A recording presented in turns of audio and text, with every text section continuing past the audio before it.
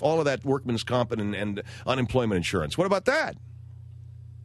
That's what's going on these days. You work at home, and your boss has still got to pick up that insurance. And I'm going to be shooting for that. So, yeah, we're selling our house. Yeah, we bought another big house, and it's only been 26 years down the road coming.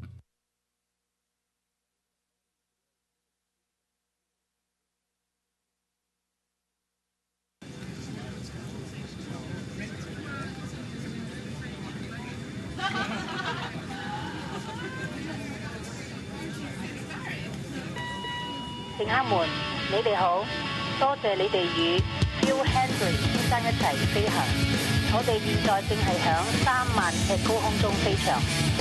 順便告訴大家，恰定我哋今晚嘅特別嘉賓係 Jackie Chan 先生，仲有一提嘅係 Fortune Cookie。And now, here's Phil. Phil Hendrie Show, 1-800. Keep that music playing there, Tony. Like I said, that's it, baby. You don't have to dump out of it too fast. 1-800. Now kill it. 1-800-449-8686. Phil Hendrie Show. Good evening. Playboy magazine has the top 100 playmates of the last 100 years in an issue, a collector's edition, January 2000. Newly released, Mike, I think, newly on the newsstands, on the magazine racks around America. These are the top 100 playmates of the last 100 years. And I say this because I've never been a Playboy reader or a Playboy aficionado. Is that because I don't like naked women? No, that's not because of that. Playboy is a magazine that's had a lot of articles, generally I've not been interested in, and pictures that I've not been interested in either. Does that make me some kind of a fag? No, I don't think it does.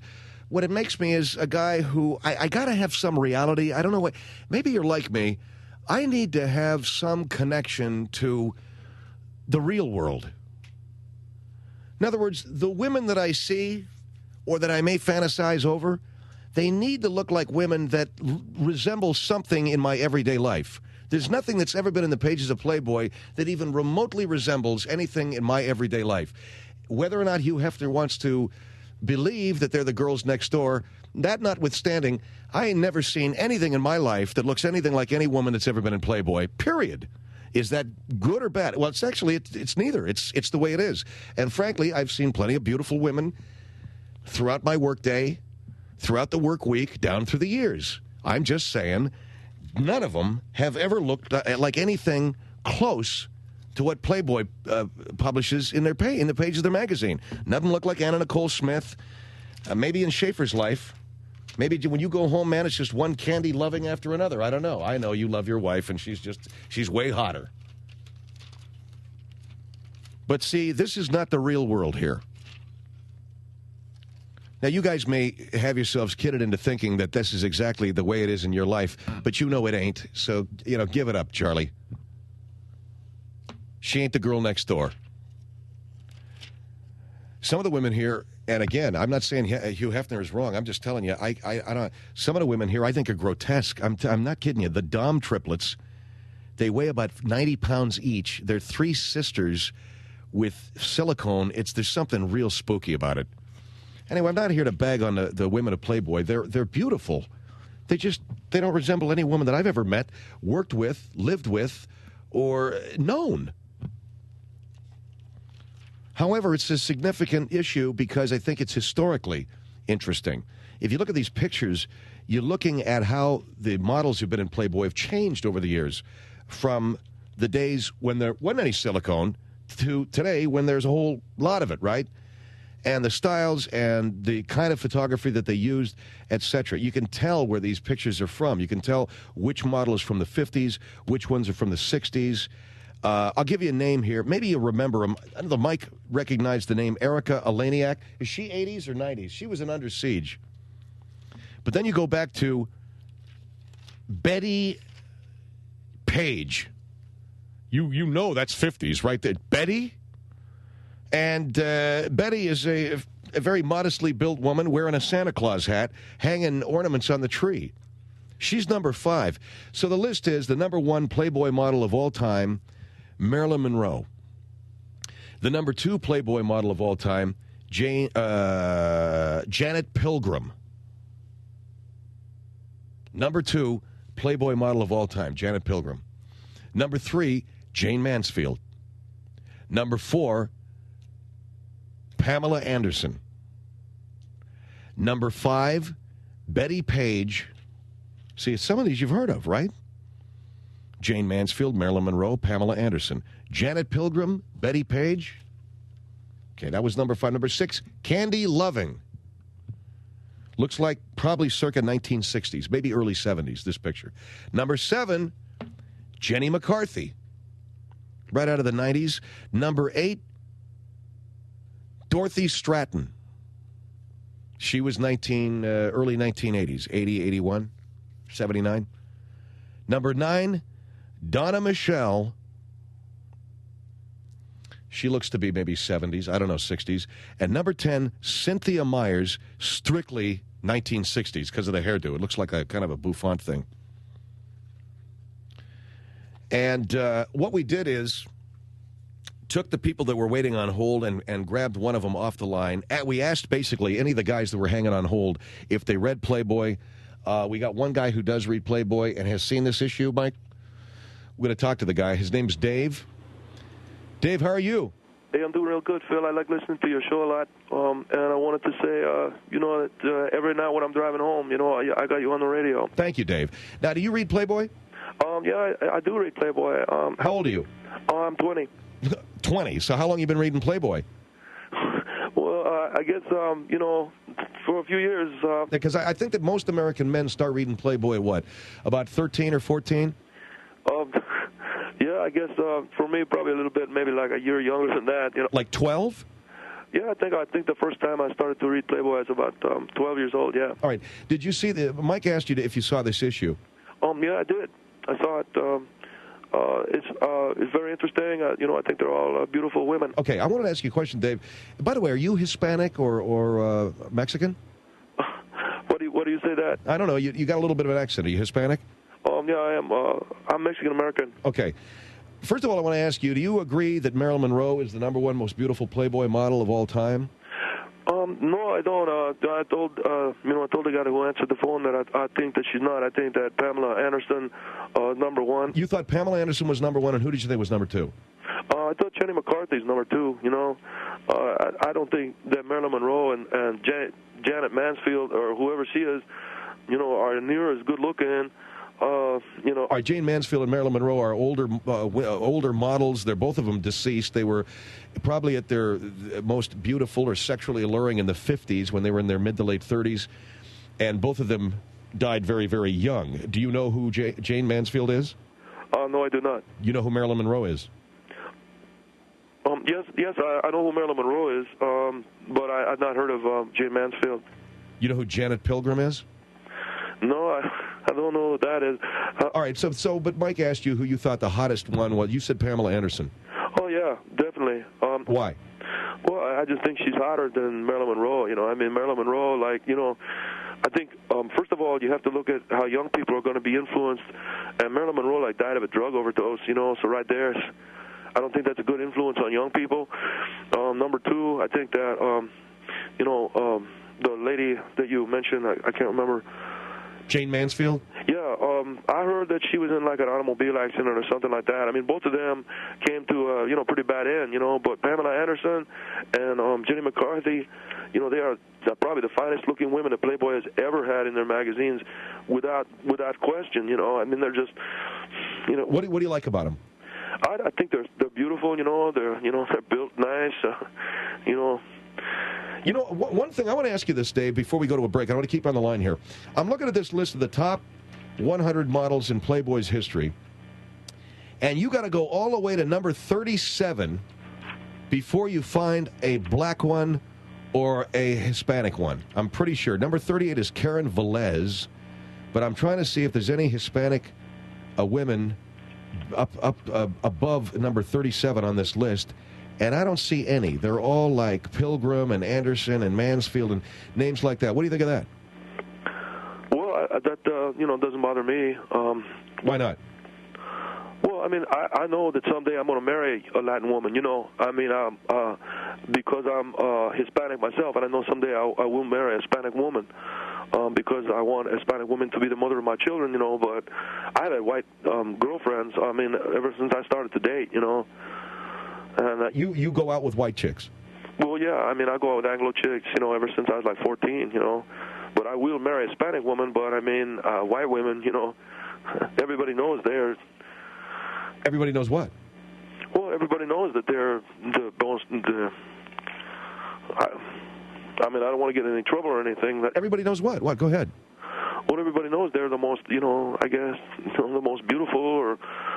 so the Hispanic women are not the most beautiful? Look, I feel I don't want to get into no trouble, you know. All right, hold on here for just a second. I'm not going to get you in any trouble there, Dave. I just wanted to get your opinion here. Okay, that's Dave. He's in Monterey Park tonight. We're talking about the top 100 models in the history of Playboy magazine. They're published this month in a special collector's edition of Playboy. Phil Hendrie Show, 1-800-449-8686.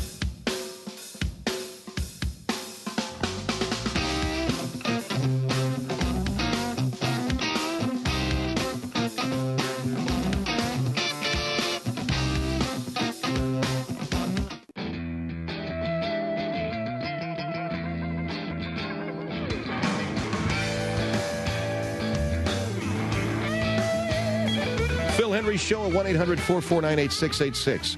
Playboy magazine with the top 100 of their playmates of the century. Although the magazine didn't start publishing until the early 1950s.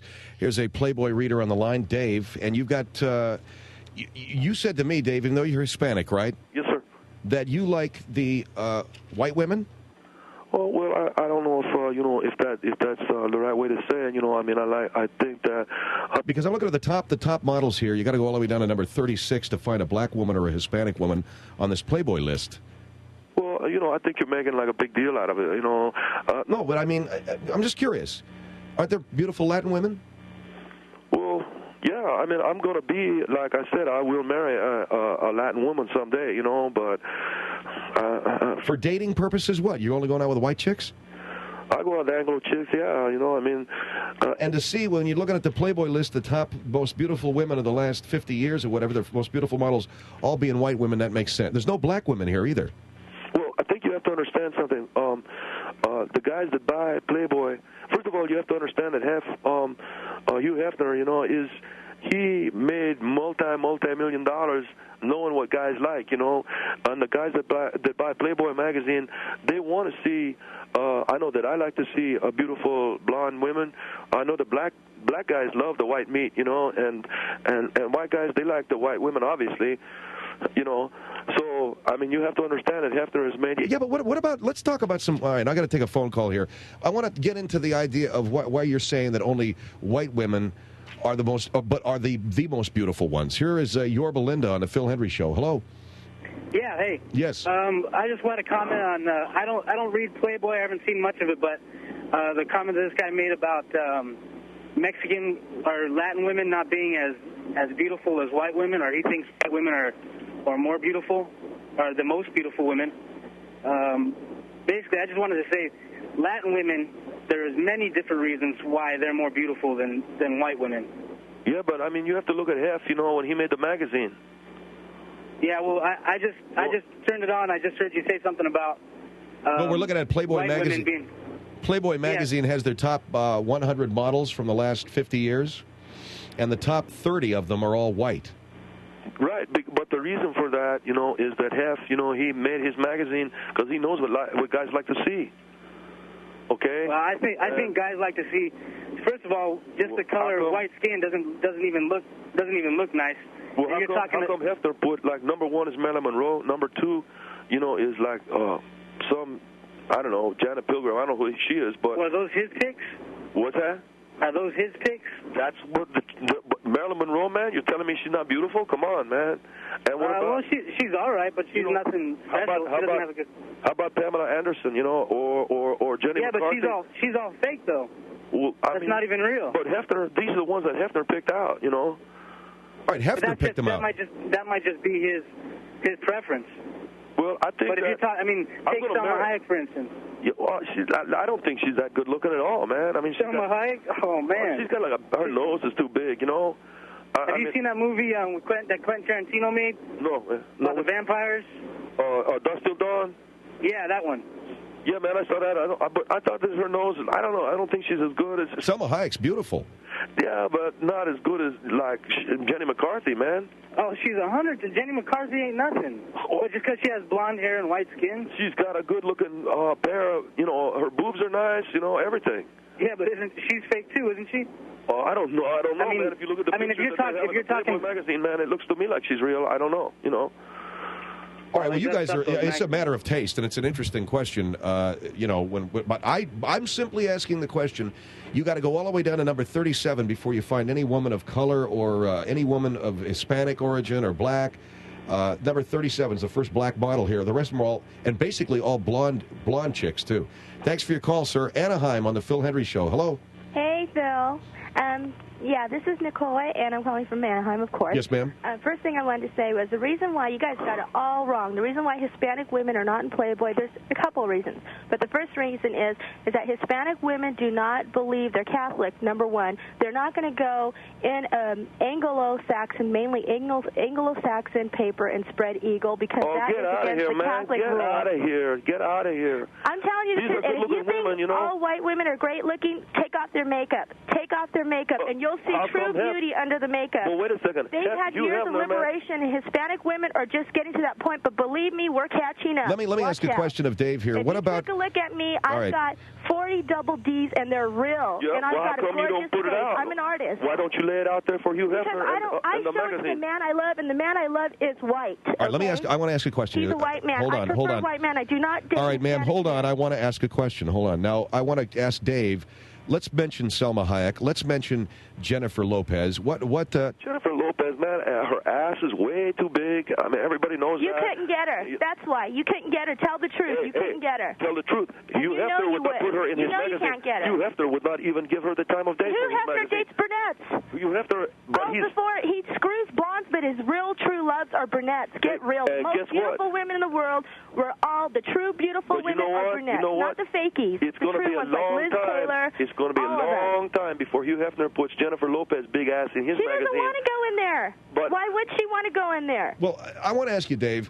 You said you're going to marry. I've been around myself. Dave, you said that. I've had opportunities you have no idea of. Oh, but you know what? There's a thing called morals. If you had the opportunities, how come there is no Mexican women, or like Mr. Henry was saying, of the top 30? It's because they're not as good looking. Because they're lost. No. It's absolutely they're lost. Guys want to see white chicks. You know what? They want to see them for the moment, but you know what? Like I said, you take off their makeup. Believe me, I have white girlfriends. No offense, but it's a whole different ball game, and they cannot make love the way a Hispanic woman could, and you know that, Phil Hendrie. I do. I do. Okay, listen. Thank you for calling, whoever you are. And I'll tell you one more. Yeah, okay, great. I've got to go now. Well, what's she talking about, Mr. Henry? I don't know who she is. This is Phil Hendrie Show at 1-800-449-8686. Bonjour et merci de voler rien de Phil Hendrie. Nous construirons une altitude de 30 000 pieds. D'ailleurs, Jerry Lewis. Ce soir, le vol comportera Rudolph. Du dessin mentionné, Stupid American. Phil Hendrie Show, 1-800-449-8686. 1-800-449-8686. This is one of those bits. I hate doing these, but occasionally Mike and I find ourselves trapped into them anyway, where we kind of have to bring the audience up to speed on what the hell it is we're talking about. We are talking about Playboy magazine. We don't have to bring up to speed on that, but maybe we have to bring up to speed with the fact that they have a collector's edition out this month. The top 100 playmates of the last century. And if you don't know what a playmate is, that's the woman that poses nude in the magazine. We have just one of the listeners that we picked at random before we went on the air, Dave. He's from East Los Angeles, or actually Monterey Park, is on the line with us. I asked him how it is that there are no black women, no black playmates in the top 30. And he says it's basically because Hef knows guys. And you mentioned that Hefner knows what men like, and men like white women. Is that it? Well, I think it's an uncomfortable position for me to be in. Like I said, I wanted to say that to the other lady, I'm going to marry a Latin woman. I'm Hispanic myself, okay? And I know that my wife, she will be Hispanic because I believe in familia, and I believe in, I believe in my family. I believe in my neighborhood. But, I mean, come on, when it comes to, just like, doing the do, like white woman and black guys, they love the white meat. A white man loves his white meat, and Black guys love the white meat. White men love their white meat. Is that what you're saying? Well, yeah. And you say that Hefner knows. Well, yeah, Hef built a multi-billion-dollar mansion. He's got like jets. He's got like cars, you know, that are like run on ethanol and electricity. He didn't do that not knowing what men like. He did it knowing what men want. And men want like a lot of the blonde-haired women. Interesting. 1-800-449-8686. Belmont on the Phil Hendrie Show. Hello. Belmont, hello. Yeah, I'm yes, here. Go ahead, sir. You're on the air. Yeah, I wanted to comment on the Latino fella's comment. I think that Hefner knows what Hefner likes, and a lot of men, myself included, like to see beautiful women nude, whether it's black, white, Hispanic, or whatever. Yeah, but you like to see what Hefner puts in his magazine, don't you? Yeah, I do. Okay, man. That's but at what the same time, I like to see beautiful black women, beautiful Latino women also. Yeah, but you I know think that Hef knows. He knows what we want. Hef knows. Is that what you want as a white woman? Well, hey, man, you buy a Playboy magazine same as I do, you know. I mean, what are you telling me? You know Is that all you buy it for, is just the pictures, or do you read the articles? Well, I check out the women for sure, you know. I ain't saying that I don't like, you know, Hispanic women because like I said, someday I want to marry one. But you got to admit, for just straight on fine, you know, white chicks are good, you know. Evidently, you hadn't been May I ask the out caller? of L.A. Can I ask the gentleman, are you black, sir? Yes, I am. You're African-American? Yes. Now, I will say, as a white man, that in my life I dated and had long relationships with black women. I've always found them to be very beautiful. Yeah, but that's because you white guys like black women because you think they're all sexed and everything like that. You know. No, wait. Woman? Hold on for a second. What? What'd you say? Have you ever dated a black woman? Someday, like I said, I may marry a black woman, you know, or a Hispanic woman. But right now... Have you ever dated a black woman? No, man, no. I'm not... Well, then how can you make the, statement because I want some kicks. I mean, I'm looking to have some fun. Well, what are you talking about? You can't, like, black women and Hispanic women, man, they're all, like, tied to their mama's apron strings, you know? They're all, like... They're like what? Are you telling me that white women are looser? Everybody knows that. Everybody knows. Disagree with that. I'm sorry? I have to disagree with that. There are women that are loose, black, white, Hispanic, whatever color. Yeah, and there are women, just like the white women that you say black women are tied to their mother's strings. There are white women that are the same way. Yeah, but you know, man, come on, be honest, man. You know, have you ever been to the South? Have I been to the South? No, man. Yeah. South California, man. That's about as far as you need to come further south, United States. No, man. What do I want to go down there for? You can see some beautiful women other than beautiful white women. Hey, they got all kinds of women out here, too, you know, but all I'm saying is when it comes time for me to settle down, then I'll get myself a black woman or a Hispanic woman. But until then, I want to have some laughs, man. And you're saying that white women are looser than black women and Hispanic women? Everybody knows that, man. That's not no secret. Well, I've never heard it put quite that way. Thank you, sir, for your call. Thank you. 1-800-449. I want you to be very clear because you've got... Look, Hugh Hefner has his magazine, his Playboy magazine. All the models that he has, basically, they're all white chicks. They're all looking fine, you know, and everything like that. And because he knows the men want to see that. And not only that, but the white women are the ones that... I mean, the first time that I ever done it, I did it with a white chick because the black ones and the Hispanic ones would not put out. And okay, so now we're getting down to it. So the white girls are the ones that put out. And well, you heard that one sister called up. She said, you know, hey, we don't spread. And well, are you okay? So this is interesting. They're beautiful. You like them, and they also put out, right? Well, I mean, I don't want to, you know, if I'm insulting you because you're white. No, you're not insulting me because I'm white. I want to get to the bottom of this. You're telling me that you and all other men and what are you asking me for, man? You're a man. Don't you like white women? Yes, I'm married to a white woman, okay? But I'm asking you, as a young single man who reads Playboy, don't you notice that there are no black or Hispanic women here? And you're saying it's because most guys don't want to see them nude. They want to see the white chicks. Yeah, you got it, man. They want to see the white meat. You got it. You got it. Good for you. Ding, ding. Hey, man. Okay, you don't have to be sarcastic. I mean... Well, you know, I'm trying to show you the way, man. All right, show me the way. Here's Charlotte on the Phil Hendrie Show. Hello. Hello. Yes. Yes, I had a comment for the man who thinks that all white women are easy and that the reason why all the Playboy people are white is because everybody wants to see the white women. Right. I think that's kind of a misconception. There's been quite a few playmates that have been Asian and black and Hispanic, and I also think that one of the reasons why the majority of that top 30 of Playboy models over the past, over the history of the magazine, I think the reason why a lot of that's white is because it's only been recently that, like, the public conception of what is beautiful, has sort of shifted a little bit to include more Get out of here, man. The reason why the top ones are white is because that's what's beautiful, like to most men anyway, and Hef knows, Well, I mean, Hef don't you think that Hef knows that? I think that Hef is a product, I think Hef started the magazine in the 1950s, and whenever he started the magazine, what people thought was beautiful was a lot different, Well, we're looking at women here. Marilyn Monroe is 1950s, you're right. Mm-hmm. Jane Mansfield is 50s, but now you got Pamela Anderson. She's definitely contemporary. Well, yeah, but Pamela Anderson's probably one of the, one of the Jenny more McCarthy, high-profile. Jenny McCarthy, definitely contemporary. Another high profile. Dorothy Stratton, within the last 20 years. I mean, we're not talking about, if the public perception of beauty has changed, then why don't they have some of the black and the Native American or Asian Pacific models that they had over the last 20 years? Why don't they have them in the top 10? Well, I mean, I already gave you the answer, man, because Hef knows what's beautiful, and them chicks is not, Well, if you look at the race of most of the Playboy bunnies, the Playmate of the month, that's like one every month for ever since the 1950s to the present. There's going to be a lot more white women than there are women of color who are like even in that. Okay, pool all right. Thanks for your call. The guy's not making any sense at all. Here's what I'm asking you: you're not offended at all? You said you're going to marry a Hispanic woman, right? That's right. And you're not offended at all that none of them are they're in the top 30? I don't care, man. I mean, I'm not going to let you. You think I want to see my sister there in Playboy or something? Look, you have to understand something. Hefner is about he made multi-million dollars because he knows what guys like. He knows what guys want to see in his magazine. Okay, you got to understand, man. He knows, and plus he's had practical experience with women too.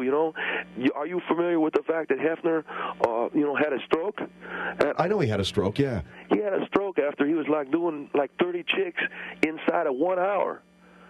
That's what this guy, he knows, man. He didn't have a stroke because he was doing 30 chicks in an hour. That's what a guy that I know who used to work over there said that's what happened. He said that Hefner was having 30, 35 chicks in a half hour, and finally just gave him a stroke because he was too old, Otherwise, 20, 30 years ago, he would have been able to do it good. But since he's he's 80 or something now, man. He was getting it on with 30 chicks. All of a sudden, he's like, oh, God, I'm going to die or something, Otherwise, he'd know, I mean, that's Hugh Hefner, and he made million dollars on his magazine and everything the guys like to see, So, all right, so as far as you're concerned, is you're going to date the white girls, you're going to marry the Latin ones. Sure, that's what I want to do. I mean, I can't bring a white girl home to my mom, and say, hey, I'm going to marry her because she knows what that's all about. I could go home. Because your mother knows that she's going to be a slut. Excuse me? Because your mother knows a white chick's going to be a slut. Well, I mean, yeah. Okay, great. Santa Maria on the Phil Hendrie Show. Hello. Hello. Yes. How are you doing? Fine. Good. I kind of agree with, what's his name from L.A.? Hello? We're right here. Yeah, I kind of agree with him, as far as the white women, they're more marketable to Hugh than I would say Asian or Mexican or anything like that. But here's the thing. I think there's a shift that's going on in marketability because you're seeing the Latinos get better as far as being marketable. But to get better looking, What's that? They like to get it better looking. Exactly. Well, not just better looking, more marketable. What do you mean more marketable? More marketable, in other words, you can put them up there, you can dress them. They're very pleasing to the eye. Well, they always were pleasing they're always pleasing to the eye. All women are pleasing to the eye. So what do you mean more? So all of a sudden they figured out how to dress a Hispanic woman? No, listen to this guy, man. Listen to him. He knows what he's talking about. Here's the thing: is if you can sell something, they're going to put it out there. Hugh knows. Right, that if you can put a white woman out there, and there's going to be a million readers wanting that white woman, he's going to put them out there. There's going to be more guys that want a white woman than there's going to be other guys. I kind of agree with that, but then if the shift changes and they want a million, a million readers want a Latina up there, they're going to put a Latina up there. Well, when do you think that shift is going to take place? When there's more Latin Well, I'll tell you women right now, it's already happening. Yeah, You take a look at the population of America, well, dude, it's growing. if you think we're going to hang our hat on Jennifer Lopez, give it up, man. Well, I don't know about Jennifer Lopez. Right, You're just naming one. You know, you said you didn't like Salma Hayek. You said Salma Hayek was ugly. Like her nose is big, man. But you know what? She's becoming very marketable. You see her in more movies. I'll tell you one who is really good looking. A lot of Latinos and Latinas go into the more marketability. I'll tell you one who's good looking is Christina Aguilera, man. I think Christina Aguilera, she's very good looking. She's also Latina. But that's also because she has blonde hair, too, well, that's true, too. She might be naturally blonde. You look at Cameron Diaz. She went for that brunette look. To me, she looks more pleasing as a brunette than a blonde. Hey, you know who's lighting it up is, though, Jennifer Lopez putting some cream in her coffee now, man. Because I see. Yeah, that's what I'm talking about. But here's the thing. You know, I'm married. I'm married to a Mexican gal, you know, but I've been out. I've gone out with white. Before I got married, I went out with white women. I went out with not me, man. Black women. I went out with Mexicans. I went out with Indians. I went out with Asians. I mean, you just got to get your game, and that's it. To go out with whoever you want. It's all pink on the inside, I know women are about the same. All pink on the inside. Yeah, we've heard that. No, it's all pink on the inside. We've heard it, man. Get out of here. You know, and I think that, and I disagree with you as far as white women being easy. I think they're all the same. All right, thanks for your call. Got to take a break. Phil Hendrie Show, 1-800-449-8686.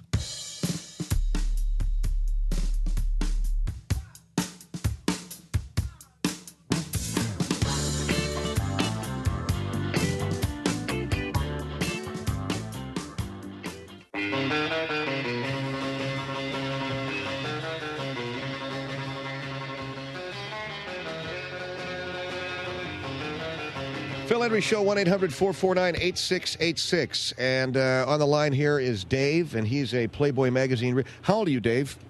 I'm 20 years old. So you're pretty young, and you've been reading Playboy for like, what, the last 6 years? Oh, yeah, since I was in high school. And you think the reason why there's so many white chicks who are in Playboy and the reason why there's so many of them who are the models of the last 50 years is because Hef knows what guys like? Yeah, that's right, man. I mean, read it and weep, There's not a lot of Latin women in there because, they're not making the cut, I mean, they don't make the cut. No, they don't make the cut. Are they as pretty as white women? I don't know. It's like a toss-up. Well, how do you mean it's a toss-up? I mean, we mentioned Salma Hayek. We mentioned, Christina Aguilera. We mentioned Maria Conchita Alonso. Who? God, what's she, man? She's like 40. No, but I mean, she's beautiful. Just off the top of my head, I'm trying to think of women. Okay. Yeah, they just don't. When it comes to like being in Playboy magazine, though, you gotta raise the bar. You gotta raise the bar, man. It's just like the whole different ball game. All right, Asheville on the Phil Hendrie Show. Hello. Yeah. Yes, sir. Yeah, I just wanted to find out why he thinks that we're a lot looser than like Hispanics, Latinos, whatever. What? What'd you say? I just wanted to find out how he thinks that white women are a lot looser and can be dressed up like dolls or whatever as far as Latinos and Mexicans go. Well, I mean, think about it, man. Hello? Yeah. I just answered you, man. I said think about it. I don't see how you said everybody knows that. Everybody don't know that. All the guys I know it. Do you know any white guys? Yeah, man. They all know it,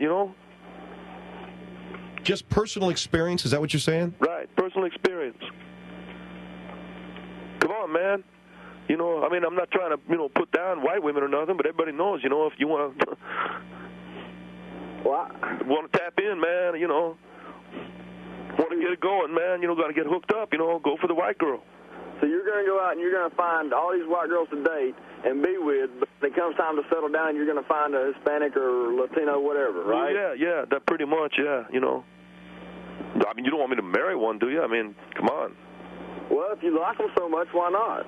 Well, because, it's like my mother wouldn't want it, In other words, it would be a disgrace to your home? Well, kind of. Man. You know what? For one thing, you got to untie yourself from your mama's purse strings, don't you think? Hey, wait a minute. Don't talk about my mama, No, but I mean, if you're worried so much about what your mother thinks, maybe you ought to start worrying about what you think. Santa Rosa on the Phil Hendrie Show. Hello. Hello? Yes. Yeah, my name is Donna. Hi. Hi. Good evening. I've been listening to your show and just busy reorganizing my home, and I thought, let me have the radio on. And I can't believe Reorganizing your home. What are you doing? Pardon me? What are you reorganizing? Oh, redecorating, painting, and that kind of stuff. Oh, yeah? Is it flood damage or something, or No. earthquake damage? Pardon me? Is it like earthquake damage or Who am something? I speaking with, please? Oh, my name is Dave. I'm a Mexican guy. Oh, I don't care to speak to you. I want to speak to the host of the show. This is Phil Hendrie, ma'am. Okay, I don't care to speak to these young men. I can't believe you interviewed Wait a second. Is she allowed to do that? To just blow me off like that? Well, why don't you want to talk to him? You're at home. You like to paint your house and I cannot everything. believe you have entertained the world with this 20-year-old baby with his opinions for this long. Well, he's talking about Playboy. I mean, the guys that buy Playboy are certainly At 20, young. he probably wouldn't even know how to satisfy a real woman. He doesn't have a clue about the world. No, I'm just talking and you're about... giving him this airtime is like he's getting off on just getting some airtime with his buddies. He's all pissed. She's pissed off because I think that white women are beautiful or something. Aren't you white? Hey, wait a minute. I'm a white woman. Well, then what are you up to? Beautiful. I'm saying that's not it. I'm saying that you are good looking, you know? People are beautiful. I'm not pissed off. I'm pissed off because you can barely speak the English language. You're taking up time in our airways. What are you talking about, lady? You're a 20-year-old. You're a 20-year-old who only thinks with his lower half of his body right now. But right now, you have no idea what real women are like. Saying that white women put out, I like that about them, you know? That's a good thing. That's not a bad thing. You know what I'm saying? I'm not going to discuss your sex life with you. That's not what I called for. I called because I can't come you know what you're talking about? is entertaining you with these airwaves for this long. And I wanted to talk to the host, not to you. Well, no, you're going to have to talk to me because, like... I don't have to talk to you. Yeah, you do. In my culture, that's the way it goes. You have to speak to the man and speak to him with respect.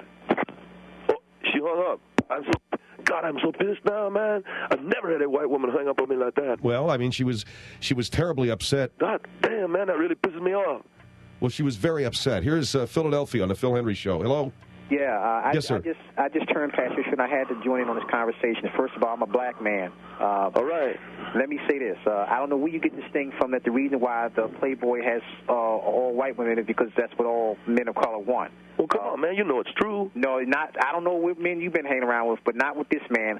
I love black women. As a matter of fact, I've never dated a white woman in my life. I love black and Latino women, women of color. Two of my friends are like black guys, and they both love the white meat, man. Well, not me. Not this black man. I like black women, beautiful black women, and I will date Latino women. I love the way that I think that women of color have it all over white women. I don't know what. So you're a proud man, and you think that black women are beautiful. Absolutely. I mean, I love. Hey, Mr. Henry, you're a white guy, man, and you were dating some black chicks, too. Most beautiful woman. I'll tell you who the most beautiful woman is on television right now is Lisa Nicole Carson.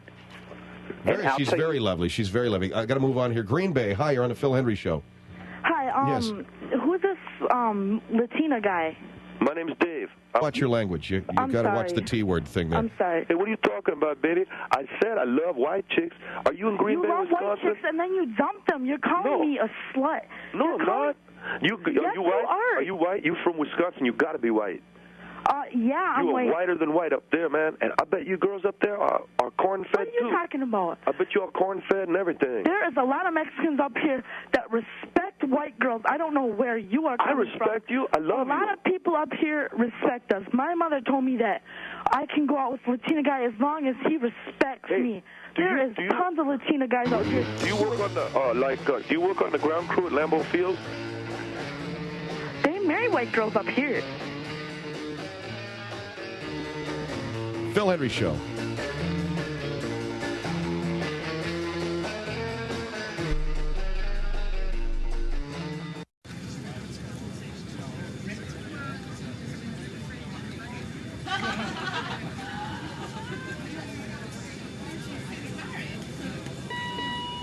Добрый день.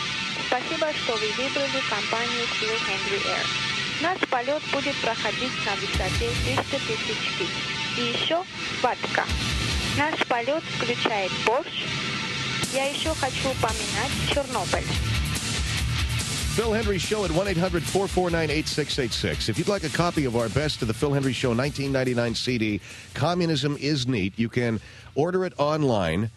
You can get it at philhendrieshow.com. That's the official website.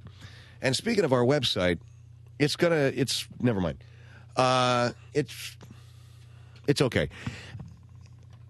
There'll be some interesting stuff on there soon, I'm sure.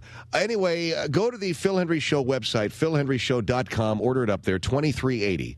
$23.50. $23.50. $23.80.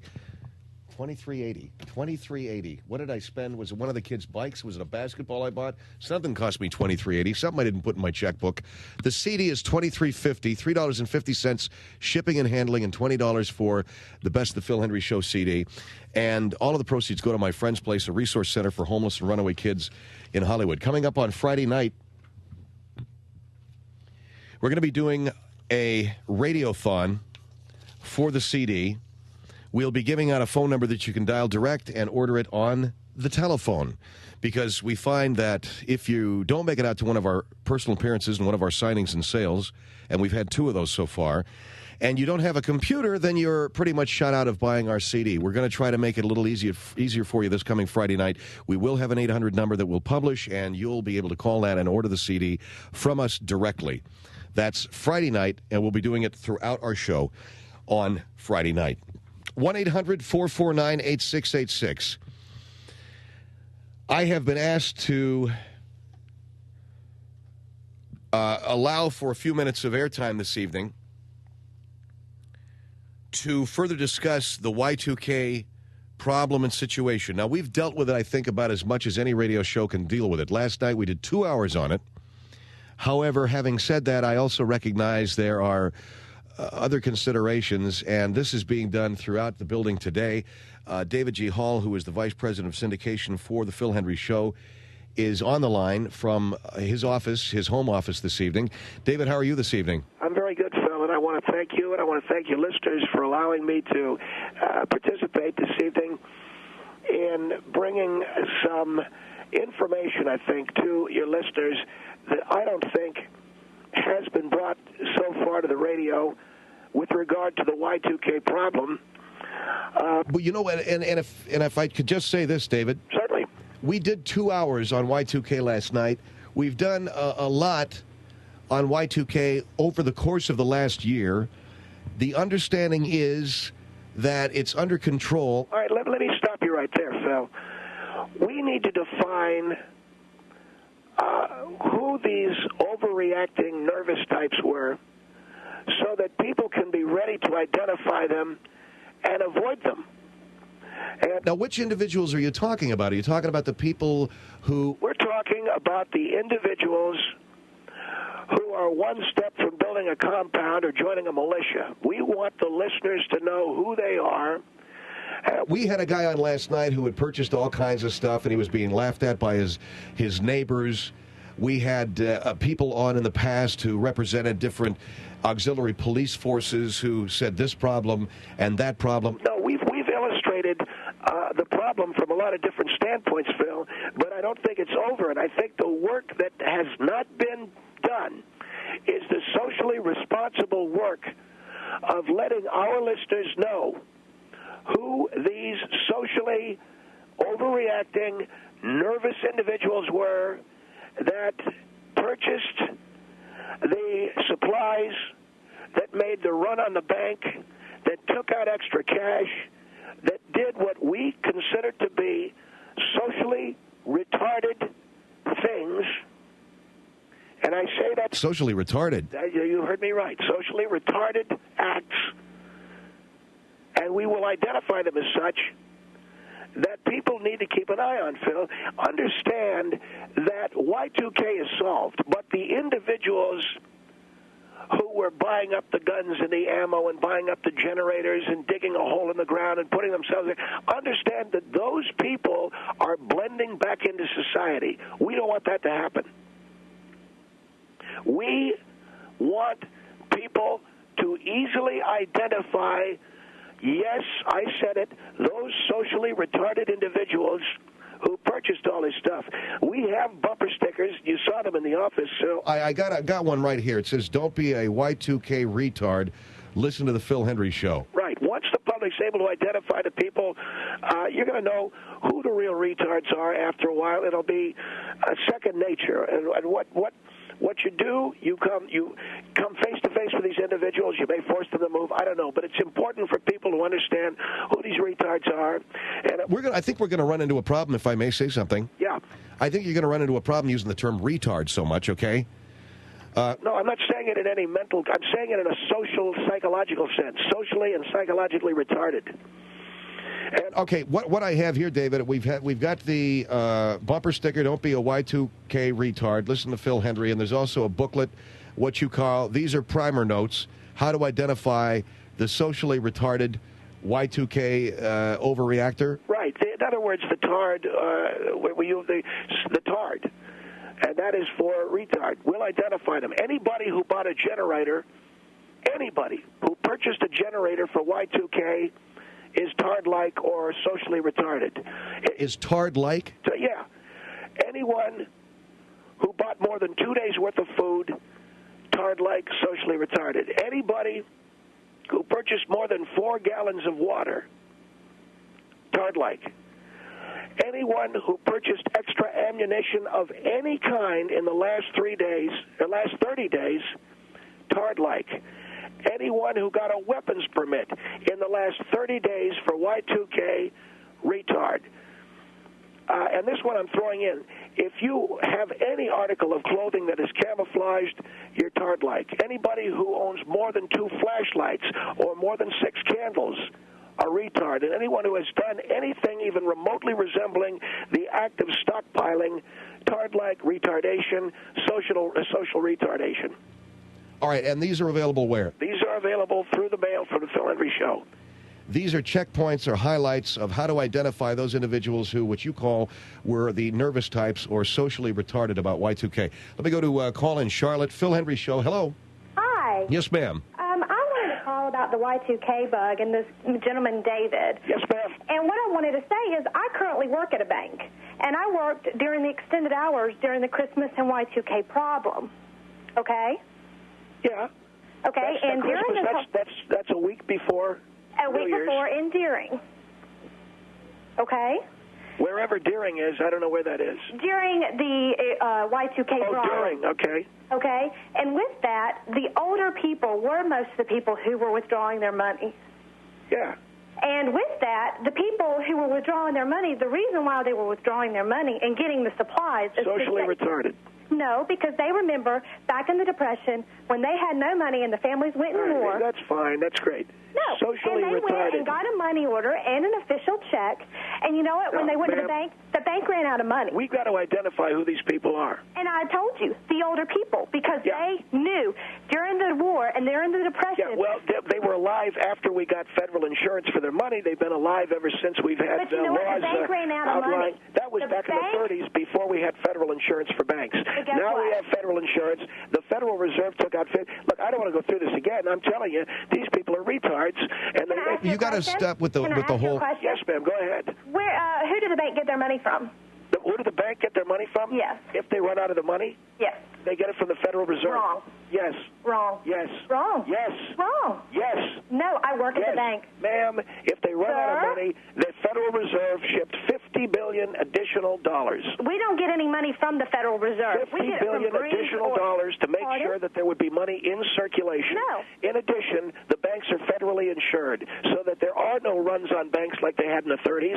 Now you've got money to back up those people who've deposited. It's called Federal Deposit Insurance. You've heard of that, haven't you? Yes, I have. There you go. You know what? I'd read up on it if I were you. I'd read up on it if I were you, okay? Another question. All right, I got to take a break. What is your question that we have to take a break? Go ahead. Another question is, how much money does each teller... What bank do you work in? I'd rather not say. What are you doing? Like you work the drive-up window? No, I do not. I am actually... Boy, you want to like... I'm a college student going through college, and I work as a teller. What kind of grades you get? This is stuff you ought to know. I do know. How much money does each teller have, and how much do they have? I know that you guys don't run out of money. And you tell those old people who are getting retarded... You want to know how much money each teller has? Who cares how much you got money? $25,000 each. You better have enough. No. So when those old people come shuffling in and they want to draw all their money out, you got to have it. That's when the logical bank tellers tell them that you know what? If you have a safety deposit box, get the money out if you feel more comfortable and put it in your safety deposit box.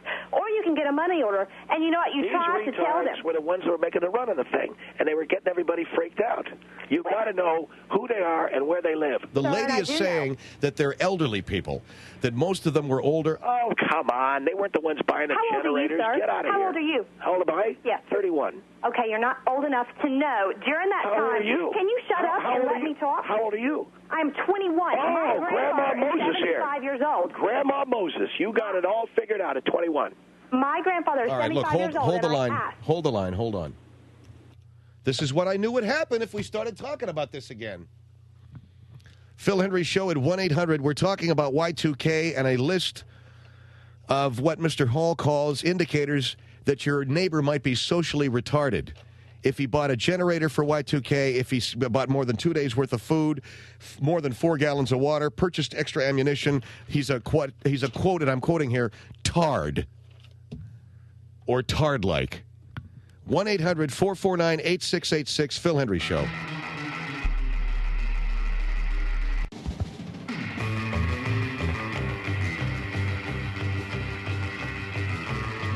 Phil Hendrie Show, 1-800-449-8686. David G. Hall, Vice President of Syndication, with me this hour.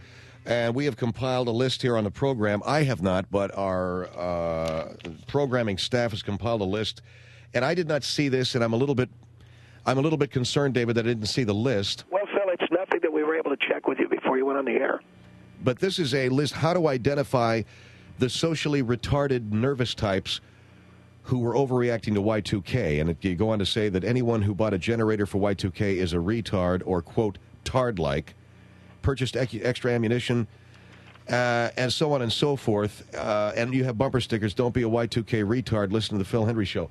I find it a little bit upsetting that... Well, Phil, let me interrupt you. We got a couple of these nuts on our block. Okay? A couple of nuts meaning? A couple of these guys that bought generators and stuff, and I keep an eye on them. And that's what we're trying to communicate to your audience tonight, how to identify them and how to keep an eye on them so they don't get out of hand and they don't start in with their generator buying. That's what this is about. All right, just the word retard is... Socially retarded. There's absolutely nothing wrong with it. All right, Philadelphia on the Phil Hendrie Show. Hello? Hello? Yes, hello. Yeah. I think he's socially retarded. Who, me? Yes, you. Why am I socially retarded? Well, listen, explain this to me. I mean, you didn't prepare at all, right? What's to prepare for? They had guys out fixing the computers. Well, they didn't have people all over the news. It wasn't all over the papers. They didn't put books out about it. Yeah, a lot of people panicking, but they had guys fixing it. No. It wasn't a thing of panicking. It was called preparing. They had people fixing the computers, man. It was all over the people news who were going out to prepare as if it were the I same thing with the winter storm. Well, I'm talking about anybody that bought a generator. Well, I bought a small generator. I bought a wind-up radio. I listened to my mother and people from back in the Depression of what they went through. You bought a wind-up radio? Oh, yes, I did. I bet you feel really stupid today, don't you? Nope. Come on. Get a load of this lady, Phil. She bought a wind-up radio. Well, I mean... Come on. Bought a wind-up light, too. A wind-up light? Yes, I did. I bet you got a roller skate key, too, don't you? Nope. Look, what I'm talking about... Look, David, I don't... Come on. You know it's funny, Phil, don't you? What we're saying here it's not funny. I don't think you're funny at all. I think you're hysterical. A wind-up radio. You ever heard of that, Phil? I think you need to put yes, the I've heard of a wind-up radio. Mouth. Look, ma'am, all we're saying is we're identifying people who bought a couple of gallons of water, sure. People who bought some food, not a problem. I'd like to identify you. Any nut that went out and bought a generator. Your neighbor because you had nothing if anything had happened? You telling me you went and bought a generator? Yes, I did. Come on, David. Oh, come on, have some fun. That's Is that one of those funny. hand crank jobs? That's funny at all. Do you got one of those cars you crank from the front? No, I don't. You wear a corset? I'm not that old. Do you wear a corset? No, sir, I don't wear a corset. I don't need one, but I think your mouth needs one. You buy extra ammunition? I think that... no, these are why people would I buy extra ammunition? David... Phil, shut up. I'm talking to listener. You buy what? Why would I buy ammunition? Well, that's everybody else is doing that. Where I live, my neighbors, they all bought things to make sure we took care of each other. But guess what? If you lived on my block, we wouldn't have helped you out. Guess what? You didn't need to help me out because they were fixing the problem, Sadie. And another thing. That's not what they were saying on the news. They told people to be prepared for at least 3 days. Yeah, generator. You can get by with candles, for crying out loud. What do you need a generator for? Not people that have kids. Kids with what do you need a generator for 3 days for? To make sure in case you need it. Lighting, in case you need candles. Excuse me? Candles. Oh, well, you said that I shouldn't have more than 6 candles in my house. That's all you need, 6 candles for 3 days. I also like candles, so I have a lot more than 6 candles, and that's not for Y2K what else do you need a generator for? I told you exactly why. For lighting for 3 days? Come on. In case it lasted longer than 3 days. It wasn't going to last longer than 3 days. When was the storm? 92, 93? You're a tard. That we couldn't even get out? No, don't you dare call me retarded. You're retarded.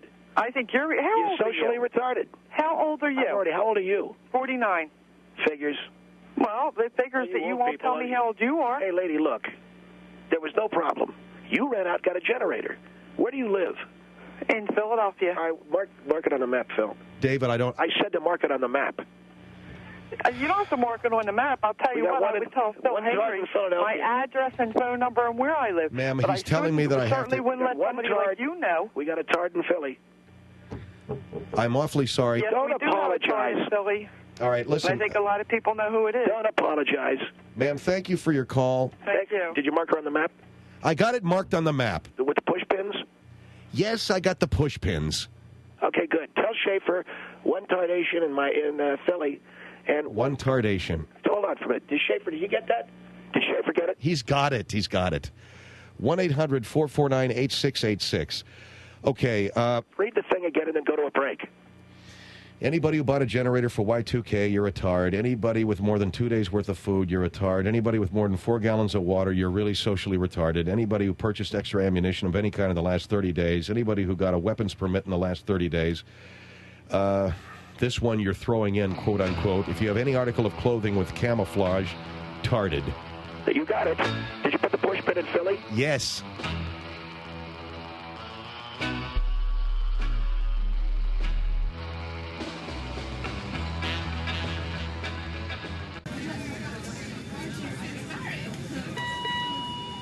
Hola y gracias por volar en la aerolínea aérea de Phil Hendrie. Estaremos volando a una altitud de 30,000 pies. Oh, y también Green Card. El vuelo de esta noche estaremos presentando diarrea. Phil Hendrie Show, 1-800-449-8686. Don't forget, Friday night we're having a radiothon. And we'll give you an 800 number you can call to purchase the best of the Phil Hendrie Show 99 CD, Communism is Neat. And all of the proceeds go to my friend's place, a resource center for homeless and runaway kids in Hollywood, California. Kids who live on the street, kids who came to Southern California in hopes of stardom, of great things. And, they wind up eating out of a garbage can. And these guys at my friend's place for 10 years have been picking these kids up off the street, dusting them off, and starting them all over again. So on Friday night, we'll have 3-hour radiothon. And, we'll do the do there, and hopefully we'll sell a few of these CDs. We've made $40,000 so far from my friend's place. 1-800-449-8686. David Hall, the Vice President of Syndication for our show, is on the line. And Phil, I want to also lend my voice in support of the sale of your CD. I think it's a tremendous cause. And I think if a lot of these Y2K nervous Nellies want to put their energy into something worthwhile, why don't they get up off their rear end and buy your CD this coming Friday night and put the generator away and put away your freeze-dried food and, get off the socially retarded list and get with the human race. Okay, again, the word tard is a little strong, all right? Well, we're using it. Your opinion tonight, Phil, is appreciated, but it's getting in the way. I want to talk to these people tonight who have concerns like I do that they got some of these tards on their street. That they have tards on their street. That's right. All right, Wausau on the Phil Hendrie Show. Hello? Wausau. Hi. Hello. Yes, ma'am. David. Yes, hi. Nice to speak to you. I've never called into this show before. I've never even listened to it. I tuned in tonight, and I'm just really disappointed that someone like you who holds such a position can be such a social misfit. I don't understand, ma'am. We've identified over the last 3 days these retards that are out there buying generators. So? This is America. They what have are a you right talking to do about? they want Yeah, to. they have a right to do that, and we have a right to know who they are. So that we keep an eye on them. That's why these people are one step away from joining a compound and a militia. We want our listeners to know who they are. You know, it's one thing to be prepared. It's one thing to be prepared for a couple of days. Going out and getting a generator and extra ammunition. Come on. What are we talking about here? Catch-20. This isn't on the beach. So, who cares? Why do I care if my neighbor next door stockpiles food? Why do I care if he buys a generator? Maybe you're one of those people that stockpiled food, huh? No, I'm not. My husband works in the computer industry. Did you stockpile food? Major. Did you stockpile food? Yes or no? No, I did not. Yes or no? No. You didn't answer quick enough.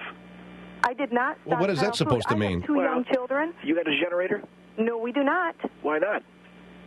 Because I didn't really think anything was going to happen. There you go, and neither did I. Who are these retards that think that there was something going to happen? Those They're are the not people retards. we need to identify them. See, I think that it's so juvenile that you're even saying retard or David, I have to say... kind of terms for people when I was in grade school. Phil, I'm going to ask you to be quiet while I'm talking to the listener. But I agree with... Would you please just shut up while I'm talking to the listener? Go ahead, ma'am. Like I was saying, the terms retarded and tard... For those other than the physically and mentally handicapped, we used those when we were in grade school. Did you say you've got a neighbor who is stockpiling? Yeah. You better keep an eye on him. I don't have a neighbor who's stockpiling. I don't care. You said you did. I said, why should I care if I did have a neighbor who is stockpiling? Keep an eye on the guy. He's a tard. I don't even know my neighbors. I don't care. You don't know your neighbors. I'm a busy housewife. I'm home with my children. That's what I'm concerned about. I am raising them to be decent, upright citizens that can contribute to this country. I'd get away from the generator and I'd get away from all your canned food and get to know your neighbors, because you might have one of these tards living next door to you. I know you don't like the term. You want to live next door to a tard, that's your business. But these people are stockpiling ammunition. They got gasoline generators. They're going to blow the whole place to kingdom come because they don't even know how to put the gasoline in them. And they got all that canned salmon. It's weird. It's weird. They have a right right to be weird. They got a right to be weird. I have no right to call them a retard. You got a right to keep an eye on them. Keep a real close eye on some of these tardations. You know, if I lived next to you, you would be the one I'd be keeping an eye on. You scare me. I'm not the guy stockpiling ammunition and sardines. I got a guy in my street. This guy bought a case of sardines. Get a load of that. So? Maybe he's got a pregnant wife. Guess what? That's weird. That's what we keep an eye on. Well, look at David. You know, if the guy wants to a case of sardines, number one, is not all that much. I'm sorry? A case of sardines isn't all that much. You buy a couple of tins of sardines, I understand that. Anybody buys a case of sardines has got a mental problem. Hello? I really feel sorry for you. Anybody there? Hello? You're really pathetic. Hello? Hello? We're listening to you. Oh, giving me the silent treatment, huh? All right, thank you, ma'am, for your call. Yeah, we're giving you the silent treatment. A case of sardines, you think that's normal? Oh, man, I feel sorry for you, pal. You know, my wife likes sardines. Yeah, I've met your wife. Let's not go down that road. And what is that supposed to mean? Let's just not go down that road. What is that supposed to mean, you met my wife? I met her. Let's stay away from that. Maybe we can talk about it. Yeah, we'll talk about it later. Olin on the Phil Hendrie Show. Hello. Hello? Yes, hi. Hey, I want to talk to him, David. Yeah, how you doing, baby? Hey, how you doing? Good, sweetheart. You're the retard, okay? It took me 30 minutes to get home, and I listened to you on the radio from work. You listen to me on the radio? I run in the house to call, and I kept calling just to talk to you. You're the retard, okay? No, I'm not. You're the one. You got that. You got a gas generator? You got a generator? You let me talk for a minute. You've been talking all this whole time, okay? You've been talking the whole time. Let somebody talk. Go ahead. Come on, impress me. You retard. Impress you. Yeah, come on. How am I supposed to impress you? You're judging people, huh? Who you think you are, God? Huh? Do you believe in the Bible? You don't, do you? Because if you do, you'd see what the world's going to come to. Oh, yeah. It was supposed to come to that on January 1st, and it didn't, did it?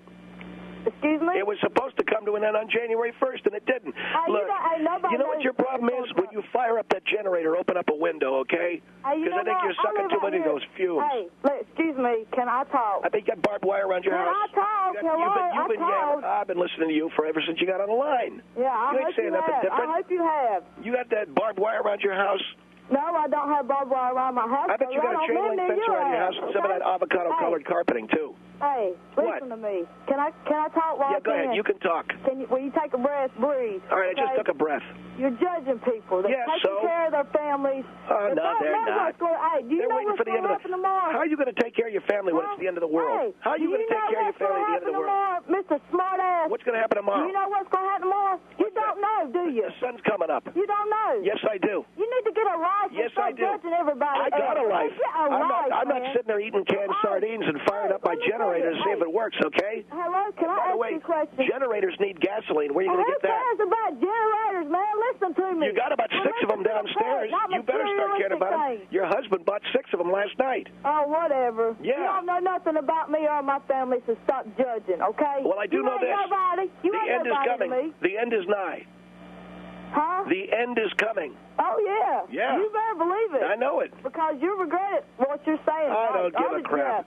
David, all these people, you have no conscience, do you? Don't start messing around with people's religious beliefs. I'm not messing around, so what if the end's coming? I don't care. I don't give a crap. Doesn't bother me. It bothers me that he's judging people. Well, I'm judging people. Hey, can I ask you a question? Are you a tard or not? Yes or no? Hey, you're the retard. I just told you that. You're a the retard. one that with the social thing going on here. You're the social retard. Can I ask you something? Go ahead.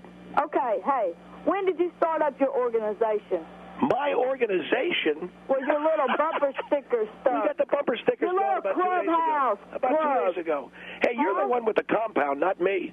Hey, you're the one that's got to have the funny handshake to get into your house, not me. What the hell are you talking about? You know what I'm talking about. You need a funny handshake to get in your house, don't you? Whatever. Don't you? I don't know what you're talking about. I know what you're talking about. You don't let people into your house unless they have the funny handshake. You don't do nothing. You know what? I'll tell you what I do is I run this organization. I run the organization. Look, here's the list. Anybody who bought a generator for Y2K is a retard. I don't care about your list, David. Hey, I don't care about your list. Anybody with when more than 4 gallons of water. When did you start up your little club? Hello, can I talk? You want to join? You go. Hey, when did you start it up? Well, I want to know. When did you start it? Quit asking about the club because we won't put you in it. When did you start There's the no club? way you're going to get to be a member, so forget it. You didn't answer me fast enough. 2 days ago. 2 days ago. 2 days ago. 2 days ago. Yeah. You didn't start it. You didn't start it December 31st, 1999. My club. I don't want your little club. Yeah, you do. I got more of a life. I got more things to do better than that, okay? You got what? What, you got to number all the cans of sardines you got downstairs? That's so funny. You know what? You're childish. I'm childish. I'm trying to keep people from being jackasses. You shouldn't even put him on the radio. Why don't you go downstairs and number all those cans of hearts of plums you got? All right, okay. Thank you very much for your call. Don't you hang up on her. I'm loving this part. What'd you say? I just want to get that off my chest. Get that off your small chest. You're on my small chest. Okay. Hey, kiss my ass. From North Carolina. Kiss your big ass. Okay. Well, that was great. Yeah, that was real great, man. Well, what are you yelling about? What am I yelling about? What's that all about? Get it off your small chest and kiss your big ass. That really helps, man, when I'm trying to get people here to listen and stay with the show. That really helps. Hey, look it. We're identifying all the tards. Where was she calling from? I don't know. She was calling from North Carolina, Asheville or something. Get a push pin in Asheville. Oh, will you knock it off with the push pins? I said to get a push pin and put it in Asheville. Give me the push pins, Tony. How many we got? We got a push pin in Philadelphia, and we got one in Green Bay. All right, put one in Asheville. Okay. How many we got? We got 3 tards. There you go. Where are they? Green Bay, Philly, and Asheville. All right. We're on the way. Santa Rosa on the Phil Hendrie Show. Hello. Yeah, you know, I'm pretty upset for a couple of reasons. One, I live in Santa Rosa, which is I'd be upset too. But it's what? I'd be upset too if I lived there. No, wait a minute. It's a rural area, so it's an area where you want to make sure that you're going to be able to have the things that you need, like a well. Do you know what's your name? Is it David? Dave? Yeah, David. Yeah. Do you know what a well is? A well? Yeah, it's something. No, I don't. No, I don't know what a well is. It's something that if you're not on the water system, you put a hole in your backyard about 200 feet deep, and you need a pump to pull water up. A swimming pool. Yeah. And David, come on. Well, look at the guy's asking me stupid questions. I'll give him stupid answers. Yeah, well, wait a minute. I've got a family of 7 people. Okay. Hey, that's your problem. And so what am I going to do if the electricity goes out and I can't get the water up from my well? I thought you got one of those hand pumps. That's what you said. Yeah, I've got a yeah. You're going to be my hand pump. I mean, I'm going to be your hand pump. You try to go down 200 feet with a hand pump. Do you know anything about pressure? Well, why don't you make it a little more shallow? You're not. What is he? He's talking about a well. Wait. We're kind of drifting off the point here. Number one, you're the guy that started in with your hand pump and your well. Okay. I'm trying to say I'm doing something very responsible. Okay, I want to take care of my family. Which is what? You know the thing that gets me is it's people like you. You need to let people finish. I need to let people finish. The point is this. The point is we had people working on the Y2K problem for 5 years, and this guy had no faith whatsoever in the people, the good technical people that were solving the problem. He went out and got himself a generator and a hand pump and all this other crap, and he's blaming me because he's got 8 people living at his house. Wait. Not my fault either. David, I know people like you. You know, you're the kind of person that I've been talking to the last 6 months, the last year, and they don't do. Wait, listen. On the internet, They don't do anything for Y2K, and then they say to me, "Well, you're my Y2K kit." And you know what? If things had gone south, you would have been at my house saying, "Hey, can I use that generator? Can you help me with a little bit of water?" I don't have sardines, but whatever it is that I have. And if you'd been born a little bit better looking, you'd be my sister. But you didn't, okay? And that's the whole point about life. It didn't happen. You take a calculated risk. Yes, let me ask you: do you wear a seatbelt? Do I wear a what? A seatbelt. No. Yes, you do wear a seatbelt, and that's what people are saying. I know that people took precautions. I'm talking about buying a generator. I'm talking about 30 days worth of rations. That's retarded. That's retarded. Wait. You know why they get 30 days worth of rations? You know why they buy ammunition? Because they're afraid that people like you are going to come to their door to take what they didn't bother to prepare for because they're so damn lame. If you didn't have 30 days worth of rations, they wouldn't come to your house to loot it. No, whoa, hey, made a little sense there for you. No. I got to take a break here, okay? I got to take a break. It's the Phil Hendrie. Where'd the guy go? I have to take a break. Get him back on. I got to take a break. Phil Hendrie Show at 1-800-449-8686. Just what I made a good point.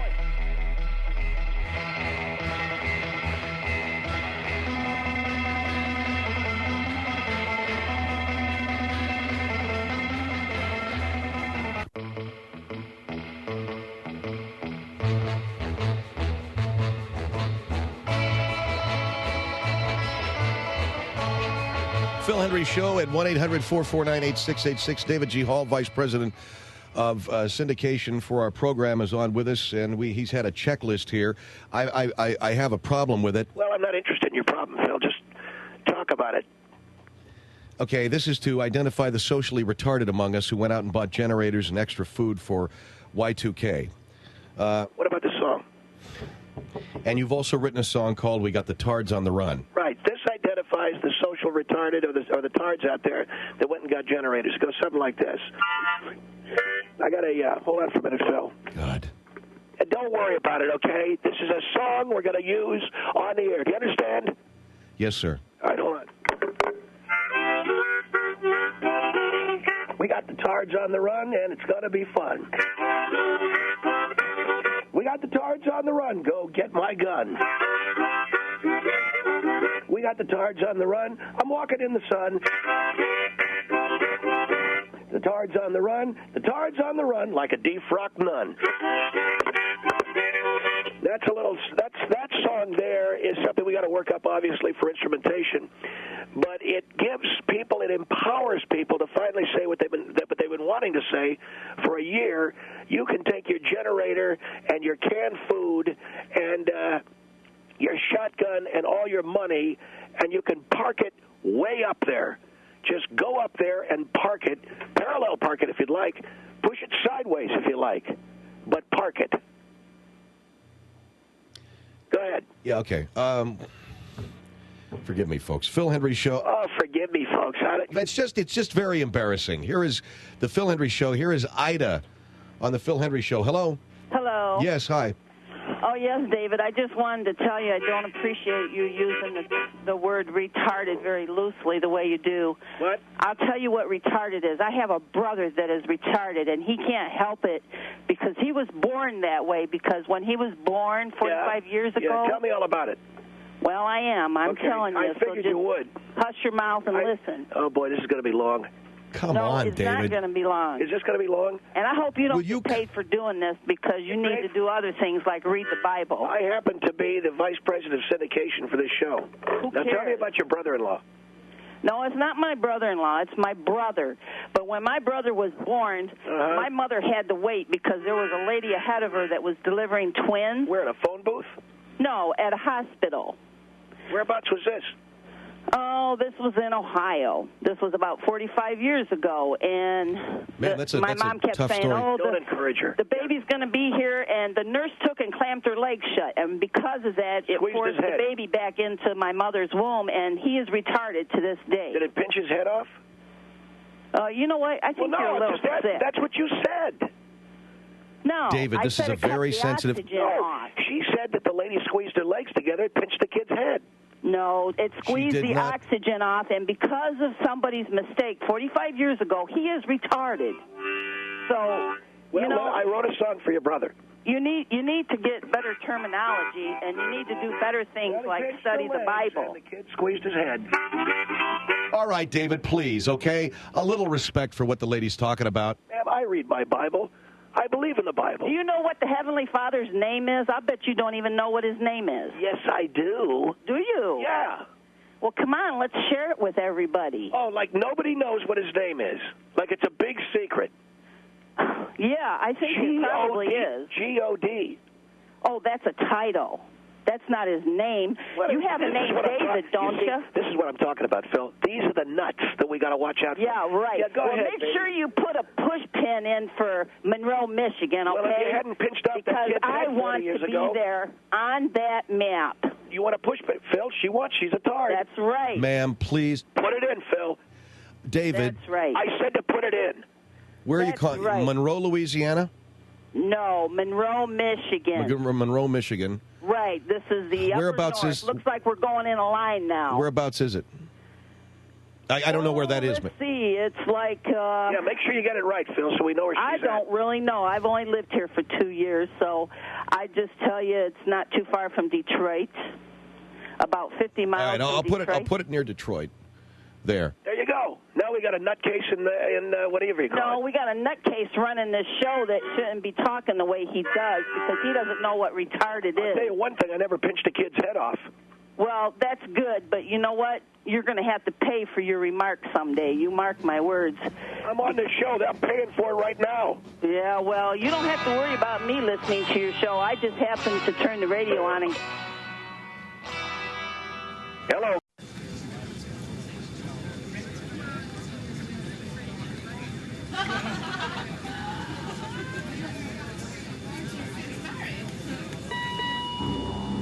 皆様、本日はフィル・ヘンドリーエアをご利用いただき誠にありがとうございます。この飛行機は地上3万フィートを飛行してまいります。また通信、本日機内ではゴジラを用意しております。また Pearl Harbor and now here's Bill.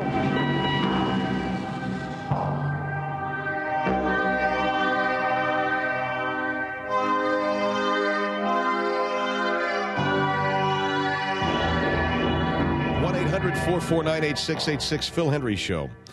If you'd like to order the Best of the Phil Hendrie Show 1999 CD, Communism is Neat, you can do it online at philhendrieshow.com. For $23.50, you get the CD, $3.50 shipping and handling, $20 for the CD, and it goes to my friend's place, a resource center for homeless and runaway kids in Hollywood. We've made $40,000 thus far on the sale of our CD online and at a couple of personal appearances. We're also going to have, this coming Friday night, a radiothon on the air. The Best of Phil Hendrie 99 CD, if you'd like to order it over the telephone, we'll be having our second annual radiothon during this Friday's show, so listen Friday for the number and order the CD over the phone for only $20, $3.50 shipping and handling. You get a CD signed by me. All the proceeds go to a great charity. That's the thing about the radiothon. We'll sign all of these personally, and the ones you're ordering online, you don't get them signed. So I don't know. Whatever you want to do is fine with me. But we're just trying to make it as available as we possibly can and make as much money as we can for my friend's place. 1-800-449-8686. I got a couple of people hanging on from last hour who wanted to get on the air. Philadelphia, hi, you're on the Phil Hendrie Show. Philadelphia, hello. Yes. I am so disappointed in this program this evening. I have listened to this station in Philadelphia since it was WCAU and was owned by CBS. And I'm so, it's just such... Could I ask you to turn your... Would you please allow me to finish? You need to turn your radio down, ma'am. Please allow me to finish. Yes, ma'am. I'm so extraordinarily disappointed in what I'm hearing on this station tonight about us. People are retarded and everything. And the woman who had the retarded son, and that man said, did he get his head squeezed by a lady pushing her legs together? I thought it was so unnecessary. That was our... Hello? Yes, that was the vice president of our syndication arm, ma'am, yeah. Well, I think someone should take him out, and I don't know, I just using my imagination, someone should take out... Do you know what a scythe is? A scythe? Yeah, it's a farm that you cut wheat with? Yes. Someone should take that to him. A wheat-cutting instrument? Yes. That's how absolutely angry I am and how very disappointed I am in this station. And I can assure you that at 9 o'clock tomorrow morning, I will call the management of the radio station. Good night. Oh, Christ, here we go again. Yeah, you need to hang your phone up, ma'am. I'm trying. It's Phil Hendrie Show here, and can you give her a hand at... Why can't I do it? Put the phone in the cradle, ma'am. I'm trying. Thank you very much. When I need your help, I'll ask for it. Oh, God damn it. Why can't I do this?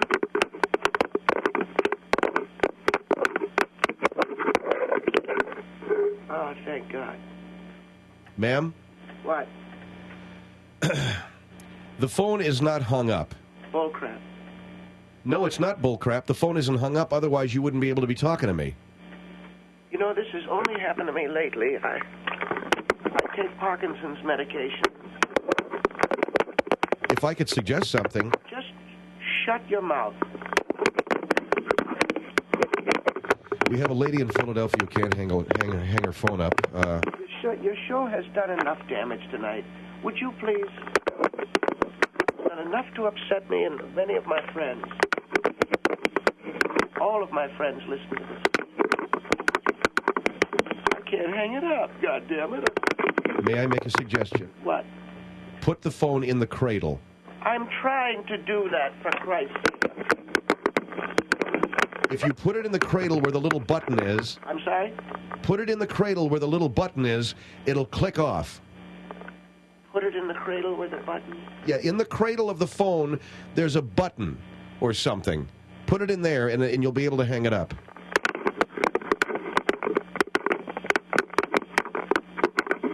Well, I can't do it. Hey, Phil. Yes, David. Put a pin in the map for this lady, will you? Oh, is that the guy? You're the man who has been... yeah, that's right. You're another one of these tards. And you're the man that I... Oh, man, I want to get to you. Yeah, put a pin in the map for her, Phil. Come on, David. Put a pin in the map. How many does that make? That'll be 6. We got 2 in Philadelphia. There you go, 2 in Philly. How dare you call me a tard? I'll be on the phone tomorrow morning. You'll be on the phone tomorrow morning if you can get it hung up tonight. But I tell you what, just leave it off the hook. We'll be back tomorrow morning at 9 o'clock. How about that? God damn it. I hate you. What do you want me to do, David? Well, you can't go unless this broad can hang the phone up, can you?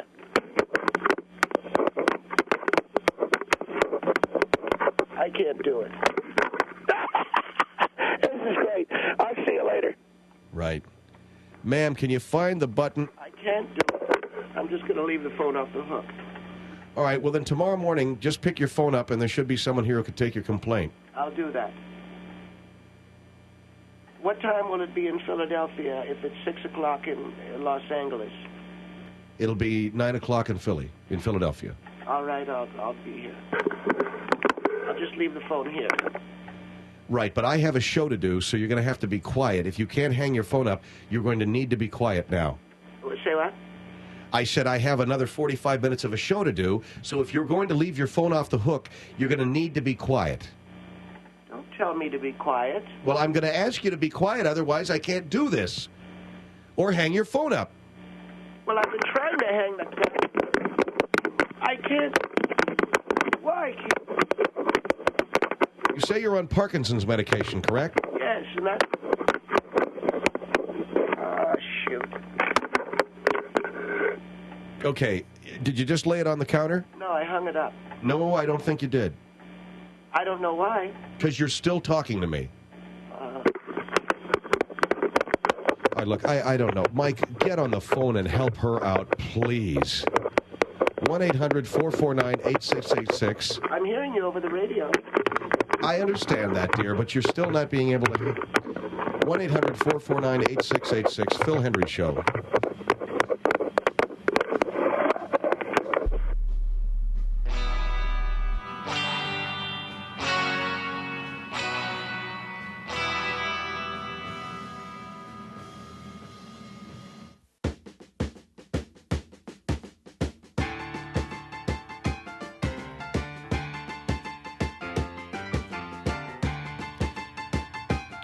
Phil Hendrie Show at 1-800-449-8686. And we're talking in the first hour of our show about what I think is a very historically interesting edition of Playboy magazine. You notice I don't talk a lot about Playboy, but this is their collector's edition. Not that I think it's bad. I don't read it because it just depresses you, doesn't it? I mean, you're surrounded by a world of women that you haven't got the foggiest possible hope, pal. In any event, they have the 100 Playmates that they picked as the best of the millennium. And my producer, Mike Schaefer, it's amazing the crap he knows. Hey, Schaefer. Come on, man. I'm not saying that you're going to go to bed with any of these women. I'm just saying you happen to know who they are, because I don't know the names of a lot of these women. By the way, many of them, I would assume, posed for the magazine initially to become either film stars or celebrity in some way, correct? And if you start at number one and you work your way back, some of these names you're not going to know, some you may, but Schaef's got a pretty good angle on most of them. Marilyn Monroe, you ever heard of her? He's telling me, oh, I don't know that many, man. Yeah, Marilyn Monroe is one. Number two is Janet Pilgrim. What happened to her? We don't know. 1950s Playboy model. Number three was Jane Mansfield. You know about her? She did some movies. She died young, too. Pamela Anderson, TV star. Betty Page. Forget it. She's gone, right? Don't you know what happened to her? What happened to Betty Page? Didn't you tell me that she went into the waste removal business? Oh, she's a recluse. That's an interesting bit of information. Betty Page is the 5th most popular Playboy Playmate, and she became a recluse. She doesn't talk to the press. She don't want to know from nobody. Number 6, Candy Loving. Movies? Nothing. Number 7, Jenny McCarthy. She did go on to notoriety both at MTV and elsewhere. Had her own TV show, a lot of different projects. What's she doing now? No clue. Number 8, Dorothy Stratton. She became famous for very tragic reasons, obviously. Number 9, Donna Michelle. She's got a name like maybe you ought to recognize who she is. Number 10, Cynthia Myers. Number 11, Shannon Tweed. Now, she became an actress of some note. What TV show is she in? She's married to who? I'm going to find out. She's married to Gene Simmons of Kiss. And I think she had a couple of television shows, B-movies, things like that. Number 12, Patty McGuire. Number 11, Kimberly Conrad. She married Hugh Hefner eventually. Yeah, you know who she is. Come on. She walked by me at a Playboy Jazz Festival once. Hef did too, but she was next to him. Number 13, here's one of your faves, Stella Stevens. Yeah, I don't know either. She's number 13. Number 14, Anna Nicole. No, excuse me. Number 14 was, I got ahead of myself, Kimberly Conrad. Number 13, Stella. Okay, anyway. Number 15, Anna Nicole Smith. Now, what did she do besides model? Is that it? And she took that guy to court, the old coot. Well, she didn't take him to court. She married the guy. And apparently there is some dispute concerning the will of her husband. Naked Gun, 33 and a third, also appeared in briefly. Number 16, Lillian Mueller. 17, Joe Collins. Doesn't that sound like a name? Like, maybe who's that? Somebody you know? J.O. Collins. Joe Collins. That's got to be a 1960s model because the only women named Joe are like my mom's friends.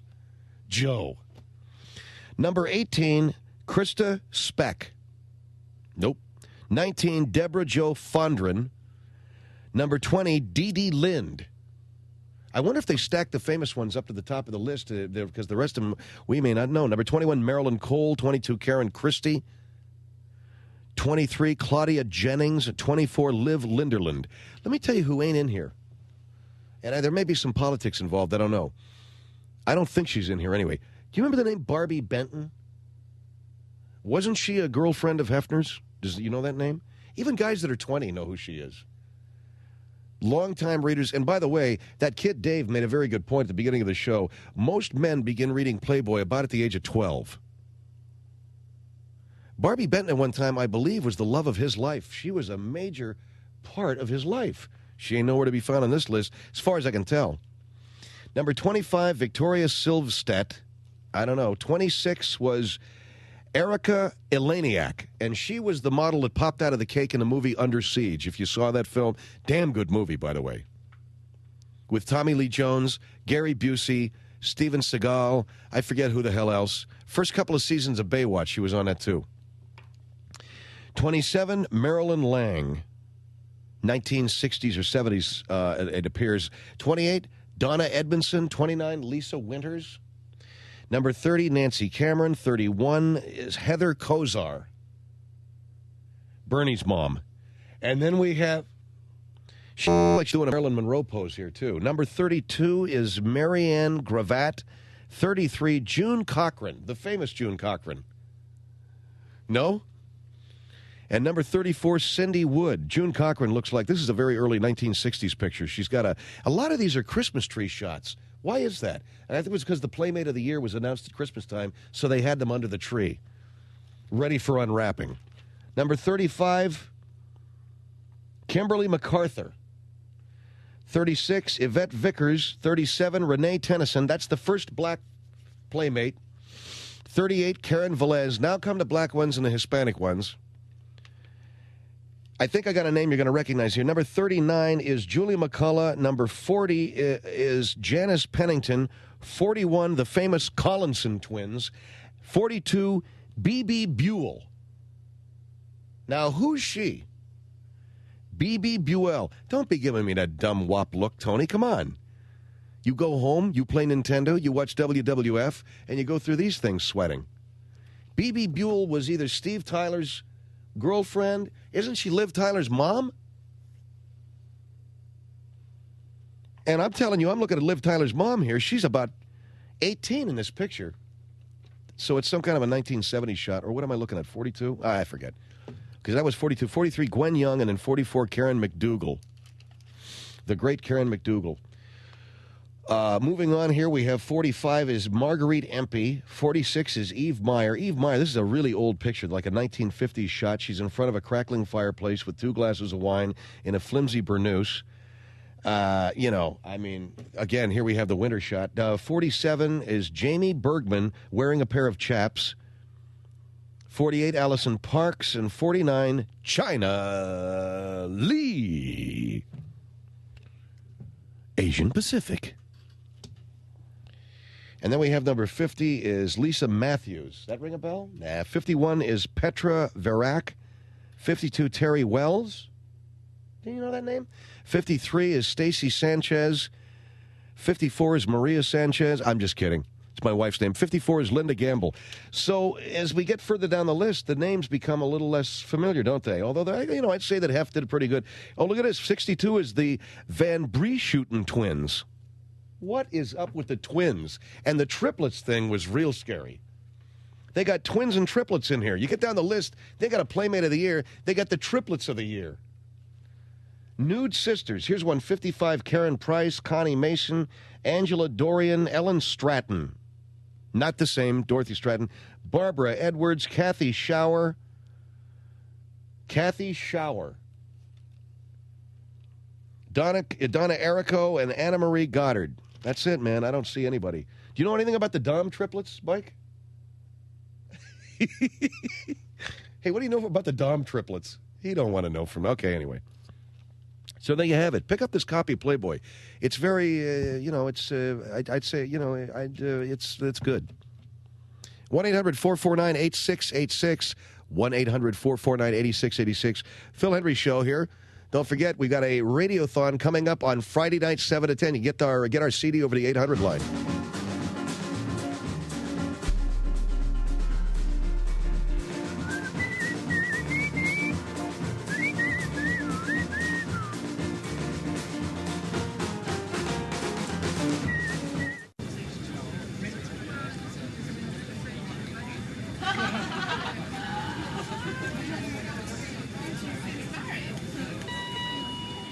Buonasera, vi ringraziamo per aver scelto di volare con Phil Hendrie Air.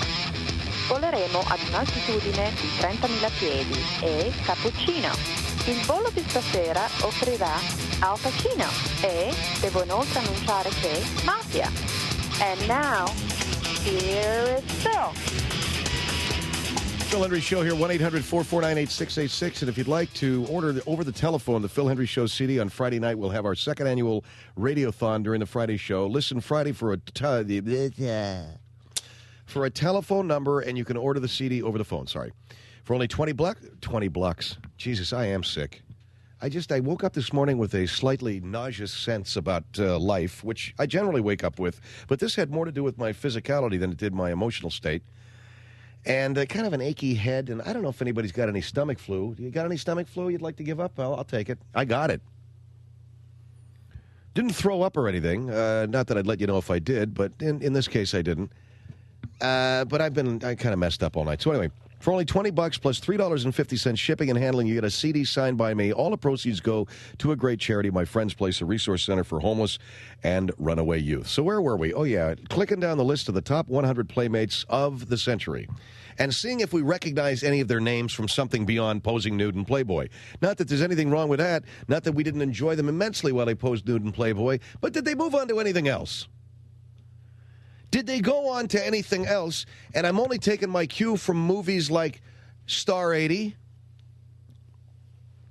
stuff like that, where I'm led to believe that many of these young women, I guess, thought they'd have careers in movies, right? Or TV, at least, and some of them did. We mentioned Jenny McCarthy, Marilyn Monroe, Pamela Anderson. You know, what's the other name there? Jane Mansfield. Shannon Tweed. And then, you know, there's the Lillian Muellers. I don't know what happened. You know, who knows? Now we're getting down to some of these names here, man. Forget it, you know. The Collinson twins, you know, where are they now? And that's okay. Where am I now, okay? They're probably doing better than me. Am I right or am I wrong? You bet. Terry Wells, Linda Gamble, Stacey Sanchez. I mentioned the Van Brieschoten twins. Boy, they ought to be doing something. They ought to be, I don't know, somebody should have paid attention to the Van Brieschoten twins, but I guess not. The Anna Marie Goddard, Donna D'Errico, Connie Mason, Barbara Edwards. I mentioned Kathy Shower. That's a hell of a name. Kathy Shower. You know, they were going to change the name of the Golden State Warriors to the Golden State Showers, weren't they?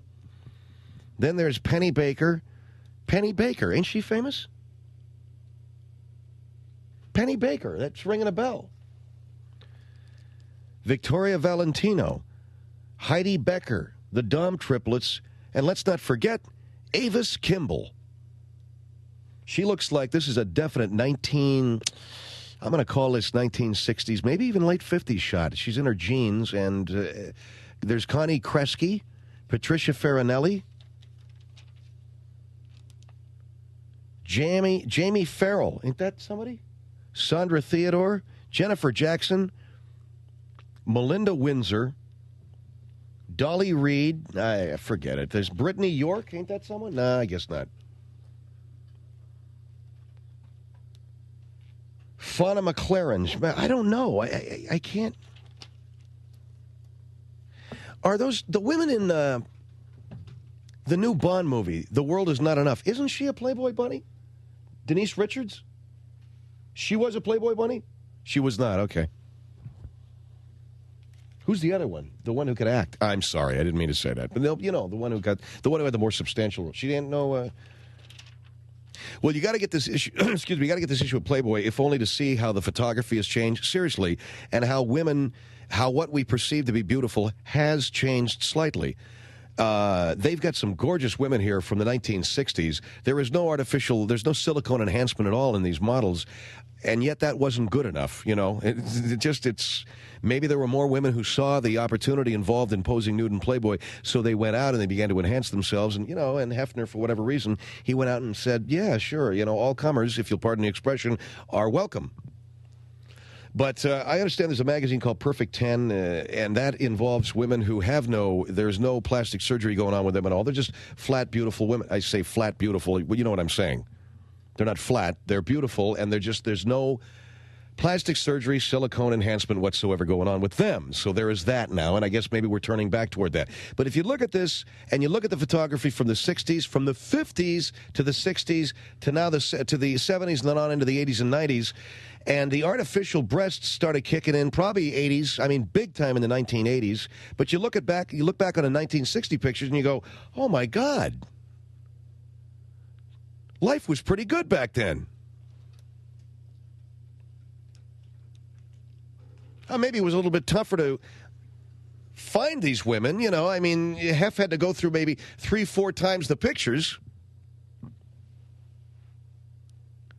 But the fact of the matter is, I got to be perfectly honest, and I hope that I'm not hurting anybody's feelings. Women were more beautiful. You agree? How can you not like the natural look as opposed to the enhanced Y2K thing that's going on? What do you mean you weren't there? I'm showing you the pictures. I wasn't there.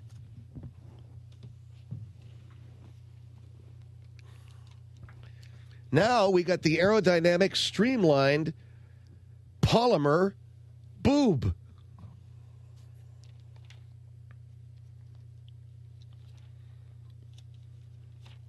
So anyway, that's centerfolds of the century, the stuff that dreams are made of. The nude female silhouette can release and inspire a male's creative drive.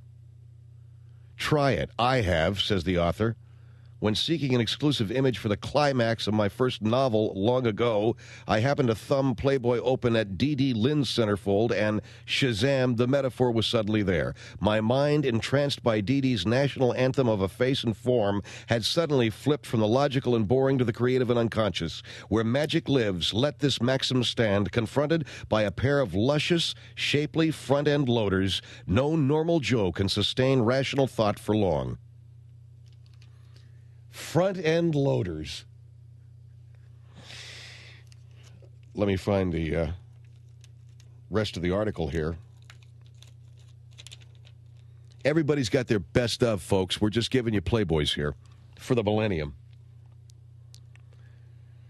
Your unconscious travels along the optic nerve, engages the sensual, and produces an alpha wave like a Modigliani painting coming to life, doe-eyed, sensuous, and clearly caught mid-thought. Oh, they have a description of each picture. Oh, this is great. Now I know what we were missing. Here we got it. I got it right here for you. So who do we want to find out about now? Do we want to find out about Betty Page, the recluse? Betty Page, number 5. I'll get over to her. This is fantastic. I knew that if I read it long enough and bored people with the B.B. Buell is next. Let me just look up Betty Page. Number 5. My father made a splendid sepia drawing of Betty Page that hung over the bed where I was conceived. Who is this guy? It's the author. Who cares? Mother thought he had fashioned it in a life study class. Actually, I later realized the sketch was freely adapted from a bondage photo by Irving Klaw. Miss January 1955 lived a double life, the girl next door and a kinky, fetishistic fantasy. But when I had an earache or a nightmare, Betty was there. Whatever. Okay, B.B. Buell. I forget what page she was on, though, Mike. There's Dee Dee Lind. B.B. Buell, number 42, right? Let's find out what she's doing. Her curves were more dangerous than Coldwater Canyons, not to mention the so bad she's good twinkle in her eyes. Miss November, 1974, B.B. Buell came to Playboy from Virginia Beach and instantly transformed herself into a night-prowling, rock-and-rolling soul sister whose romances with superstar musicians, among them Todd Rundgren, Steven Tyler, Rod Stewart, Jimmy Page, and Elvis Costello, produced lots of ink, as well as a love child, acclaimed actress Liv Tyler. There you go, brother. You had it. B.B. Buell. What a babe. A decade ago, Miss July 1989, Erica Eleniak mapped out a popular strategy for Playmates to come. She parlayed her centerfold appearance into a regular role on the new show Baywatch. As the Pams and Donnas and Marlikas followed in her sexy footsteps, Erica, whose beauty and dramatic gifts landed her the role of Elliot's girlfriend in E.T., the extraterrestrial, at the age of 13. Were you aware of that? Moved back to the big screen for Under Siege and the Beverly Hillbillies. She was in E.T. Who? Elliot's girlfriend? Who's the little girl on the bike? That's her? The one who went hauling ass down the street on the bicycle? Didn't know that. Who else do you want? How about Betty Pilgrim? She's way out there. She's in that fur coat. And who is she anyway? Number 2. I was 13 in 1955 when Janet Pilgrim, then Playboy's subscription manager, first appeared as a centerfold. She appeared 3 times in all. I remember taping her photo under a bureau drawer where my mother promptly found it. Mother absorbed Janet's sweet, almost Asian face and her mammoth spheres of influence and said, "She's very pretty," and handed the photograph back. I owe a lot to Janet Pilgrim's innocence. Enormous spheres of influence. Oh, find out about the triplets. Yeah, that's pretty creepy, those triplets.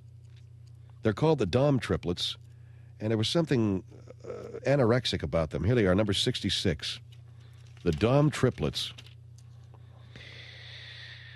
The Minneapolis-born Dom triplets, Erica, Jacqueline, and Nicole, were so hard to tell apart at birth that the doctor had to tattoo the Mrs. December 1998 on their triplicate butts. Thomas Jefferson said, "We are all created equal, but this is absurd." That's all they have to say. They were Mrs. December 1998. That's dopey. Okay, anyway, how much more of the hour can we kill with this crap? Give me another name, any name. You interested in this, Tony? It's moderately interesting, isn't it? Let me find some more pictures here. Betty Page, Janet Pilgrim, Pamela Anderson. We know about her. Dorothy Stratton? We already know about that. Kimberly Conrad. Shannon Tweed, huh? Number 11.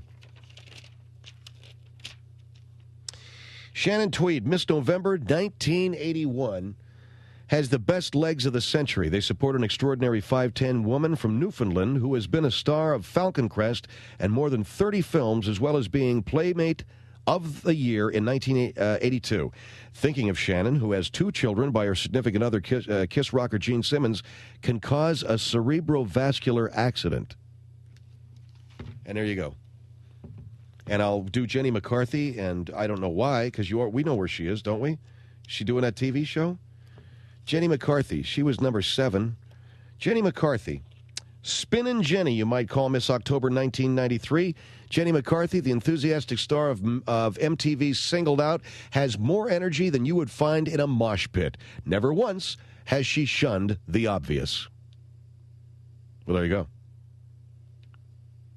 Here's the description of Candy Loving, who was Miss January 1979, with breasts as soft and pink as salmon mousse and eyes like the definition of fine wine. Candy Loving, Miss January 1979, has been for many years a steadfast and cogent spokeswoman for Playboy. She's been called after Christy Hefner the most valuable female asset the company has. How about that? I didn't know that. So she's traveling around doing, pitches and stuff. But Barbie Benton ain't in here. Phil Hendrie Show, 1-800-449-8686.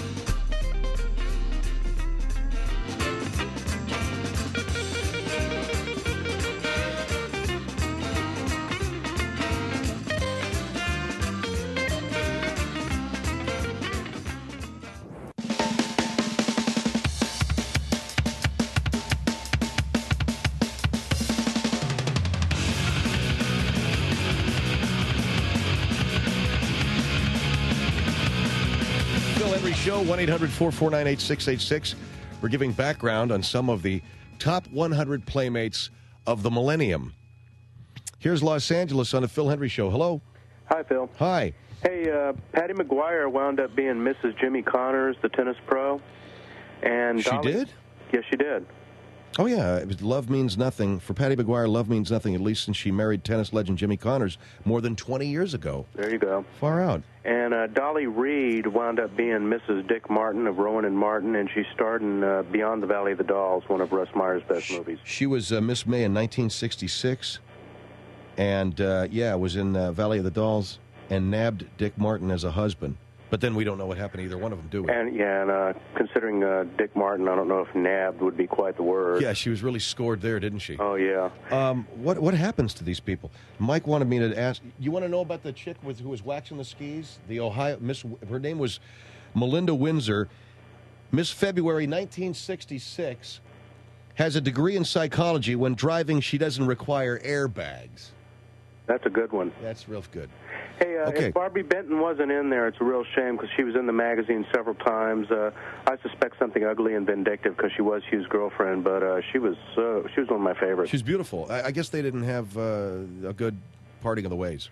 Hey, congratulations on your national syndication. Thank you. And I will be calling you sometime. You just did. Well, there you go. Okay. Barbie Benton, yeah. Long may she... where is she? So that's that, man. That's the whole lowdown of what happened to all of them. And yeah, that chick with the skis, February 66. That's about a year after I started stealing them. Because the first Playboy I ever read, I stole. I'm not proud to admit that, but that just happens to be the fact. And it happens to be the same for most American men.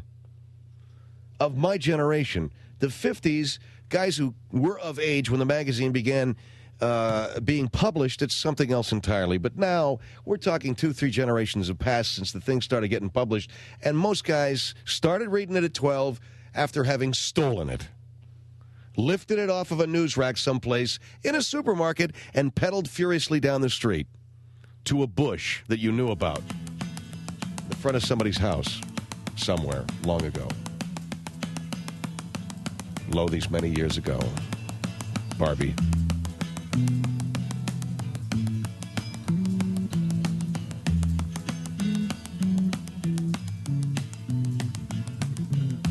The leaves are falling all around.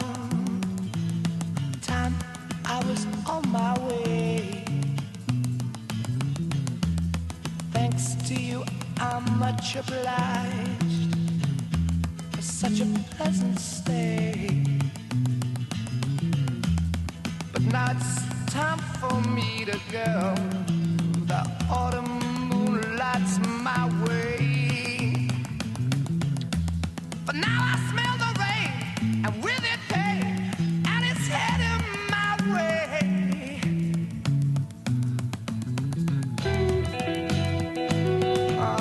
Sometimes I grow so tired, but I know I've got one thing I got to do.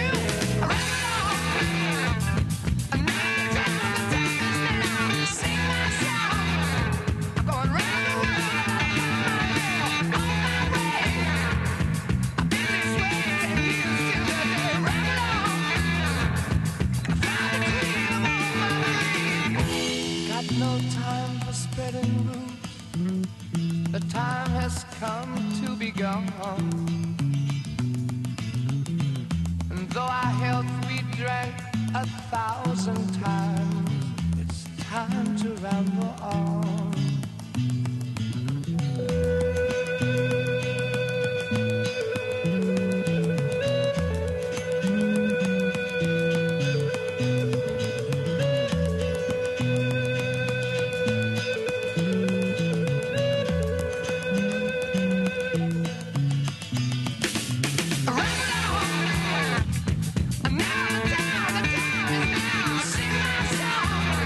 I'm going round the world, I gotta find my